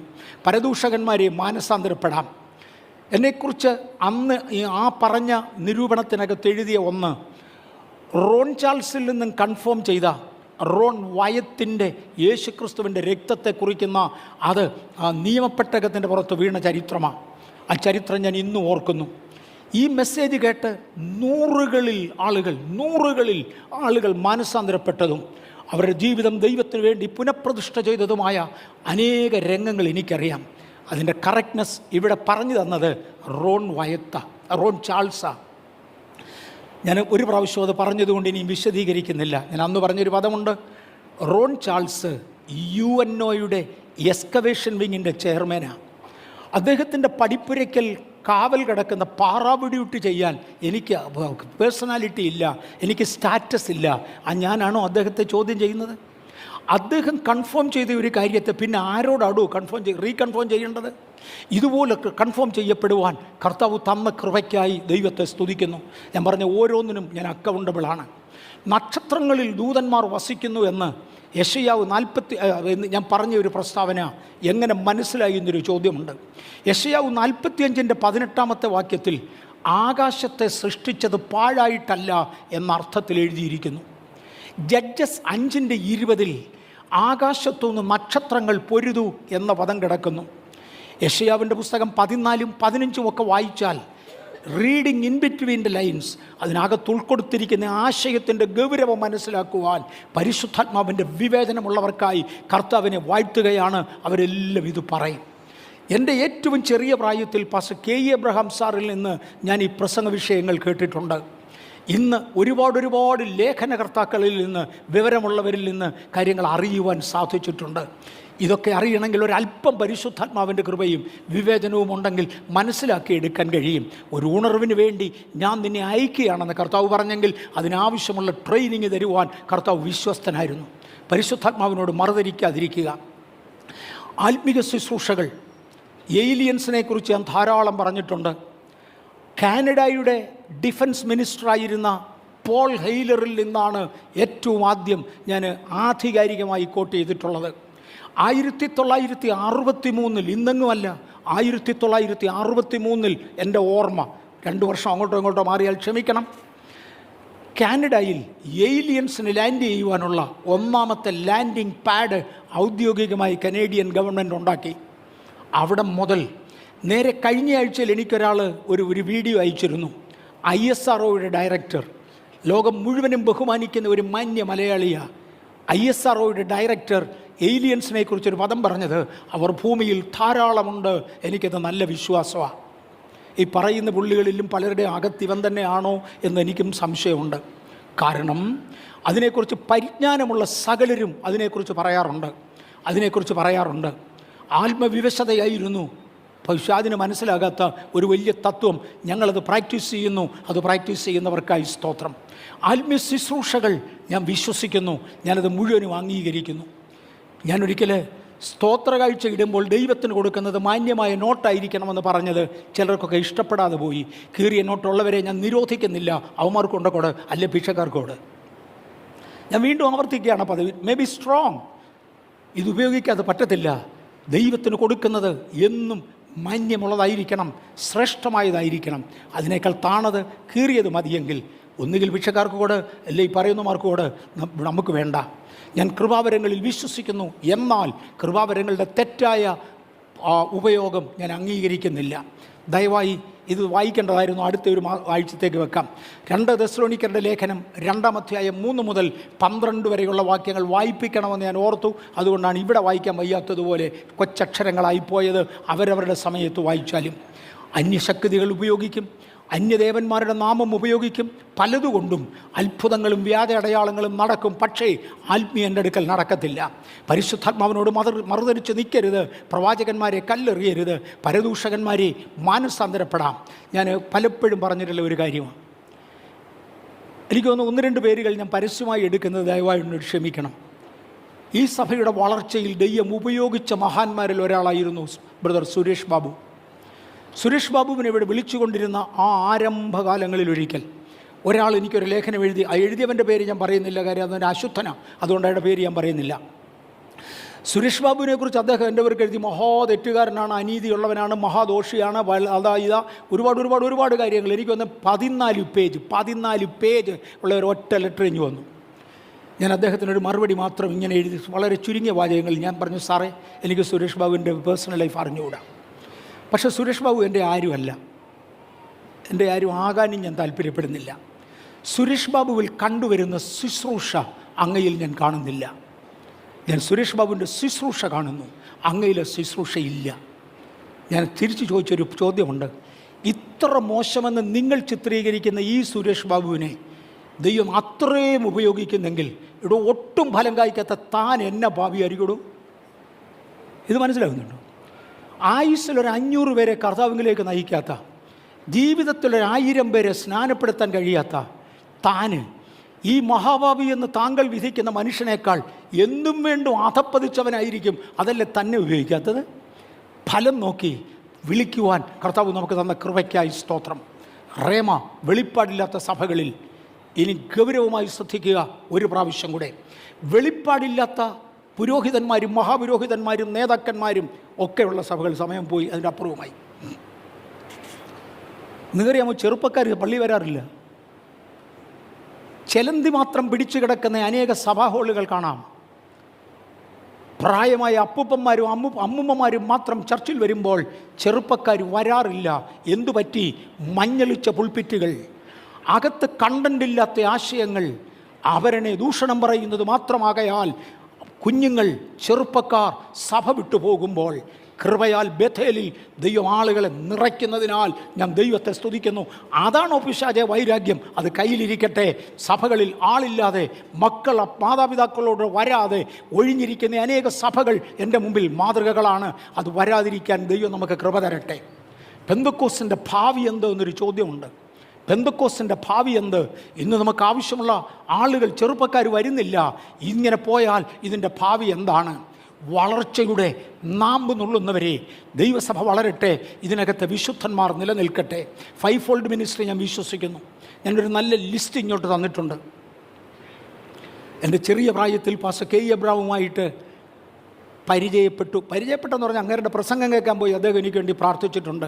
ആ തലമുറയിൽ അറിയപ്പെട്ടിരുന്ന സകല ഭക്തന്മാരും, ആ തലമുറയിൽ കേരളത്തിൽ പ്രയോജനപ്പെട്ടിട്ടുള്ള സകല വ്യക്തികളുമായി ബന്ധം കൂടുവാനും അവരിൽ നിന്ന് പഠിക്കുവാനും കൃപയാൽ ദൈവം എനിക്ക് പദവി തന്നു. അവർക്കായി ഞാൻ ദൈവത്തെ സ്തുതിക്കുന്നു. തീർന്നില്ല, ആ തലമുറയ്ക്ക് അപ്പോഴും ഇന്നുവരെയും അവരുമായി വളരുവാൻ ദൈവം ഇട തന്നു. ലോകത്തിൽ മാന്യരെന്നറിയപ്പെടുന്ന കർത്തൃദാസന്മാരുമായി ഒരുമിച്ചിരിപ്പാനും സഹകരിപ്പാനും കർത്താവ് കൃപ തന്നു. ജോൺ ഹേഗിയോടുകൂടെ ഞങ്ങൾക്ക് അല്പസമയം ലഭിച്ച ദൈവത്തെ സ്തുതിക്കുന്നു. CRC ഇവിടുത്തെ പാസ്റ്റർ മരിച്ചവരെ ഉയർപ്പിക്കുന്നയാളാണ്. അദ്ദേഹത്തിൻ്റെ പടം ഒന്ന് അടുത്ത് കണ്ടു. മൂന്നാമതിരിക്കുന്നയാളാണ്. ഒന്നാമതിരിക്കുന്ന ചിന്നമ്മയാണ്, രണ്ടാമതിരിക്കുന്ന ഞാനാ, മൂന്നാമതിരിക്കുന്നതാണ് അതിൻ്റെ പാസ്റ്റർ. മരിച്ചവരെ ഉയർപ്പിക്കുന്നയാളാണ്. എത്ര എന്ന് കറക്റ്റ് എണ്ണം പറയാം, ഞാനിപ്പോൾ ഓർക്കുന്നില്ല. വർഷങ്ങൾക്ക് മുമ്പാണ്. PAV സംസാറിനെ ഒത്തിരി പേർക്ക് പരിചയമുണ്ട്. ഈ ചർച്ചിൽ വരികയും ശുശ്രൂഷിക്കുകയും ഒക്കെ ചെയ്തതാണ്. പോൾ ദിനകരന് വേണ്ടി പ്രാർത്ഥിക്കുവാൻ ഈ ഹാള്, ഈ സ്റ്റേജ് സ്വർഗത്തിലെ ദൈവം ഒരുക്കി. പാസ്റ്റർ മോഹൻ ലാസറുമായി ഒരുമിച്ച് പ്രവർത്തിക്കുവാൻ കർത്താവ് കൃപ തന്നു. I submit to the authority. ദൈവിക അധികാരങ്ങൾക്ക് കീഴ്പ്പെടാറുണ്ട്. പഠിക്കുവാനും ദൈവത്തിൻ്റെ കൃപയാൽ കർത്താവ് ഇടയാക്കി. ലോകം ഏറ്റവും കൂടുതൽ ബഹുമാനിക്കുന്നവരിൽ ഒരാളാണ് ഡോക്ടർ ജോൺ ഓസ്റ്റിൻ. ജോൺ ഓസ്റ്റിനോടുകൂടെ പ്രവർത്തിക്കുവാൻ കർത്താവ് കൃപ തന്നു. പീറ്റർ സി വാഗണറാണ് എൻ്റെ തീസിസ് കറക്റ്റ് ചെയ്തത്. പീറ്റർ സി വാഗണറെ പോലെ ക്രിസ്തീയ വിദ്യാഭ്യാസത്തിൽ ഉയർന്ന ഒരാളിനെ ഇന്ന് ലോകത്തിന് പരിചയമില്ല. പോൾ യോങ്ങിച്ചോവിനെ പോലെ ചർച്ച് ഗ്രോത്തിൽ നിന്ന ഒരാളിനെ എനിക്ക് പരിചയമില്ല. പലരും തിയോളജിക്കൽ അണ്ടർസ്റ്റാൻഡിങ് ഒരുപാടുണ്ടെന്ന് പറഞ്ഞല്ലോ. എനിക്ക് ദൈവകൃപയാൽ ഒരു ഓണററി ഡോക്ടറേറ്റ് ഉണ്ട്. അത് സയൻസിലല്ല, തിയോളജിയിലാണ്. അതിനപ്പുറത്തൊരു വാചകത്തിൻ്റെ ആവശ്യമുണ്ടെന്ന് എനിക്ക് തോന്നുന്നില്ല. അന്നത്തെ എൻ്റെ തീസിസ് കറക്റ്റ് ചെയ്തത് പീറ്റർ വാഗണറാണ്. എനിക്ക് തോന്നുന്നത് ആത്മീയത്തിൻ്റെ ഉന്നതികളിൽ കയറുവാൻ, 5 വിധ പരിശുദ്ധാത്മാവിൻ്റെ ശുശ്രൂഷകൾ 100% അംഗീകരിക്കുവാൻ, തിയോളജിയിൽ തെറ്റാതെ ദൈവസന്നിധിയിൽ നിൽക്കുവാൻ, പുതിയ ആയുധങ്ങൾ ദൈവത്തിന് വേണ്ടി ഉപയോഗിപ്പാൻ കർത്താവ് തന്ന കൃപയ്ക്കായി സ്തോത്രം. എന്തിനു വേണ്ടി? ഒരു ഉണർവിന് വേണ്ടി ഞാൻ നിന്നെ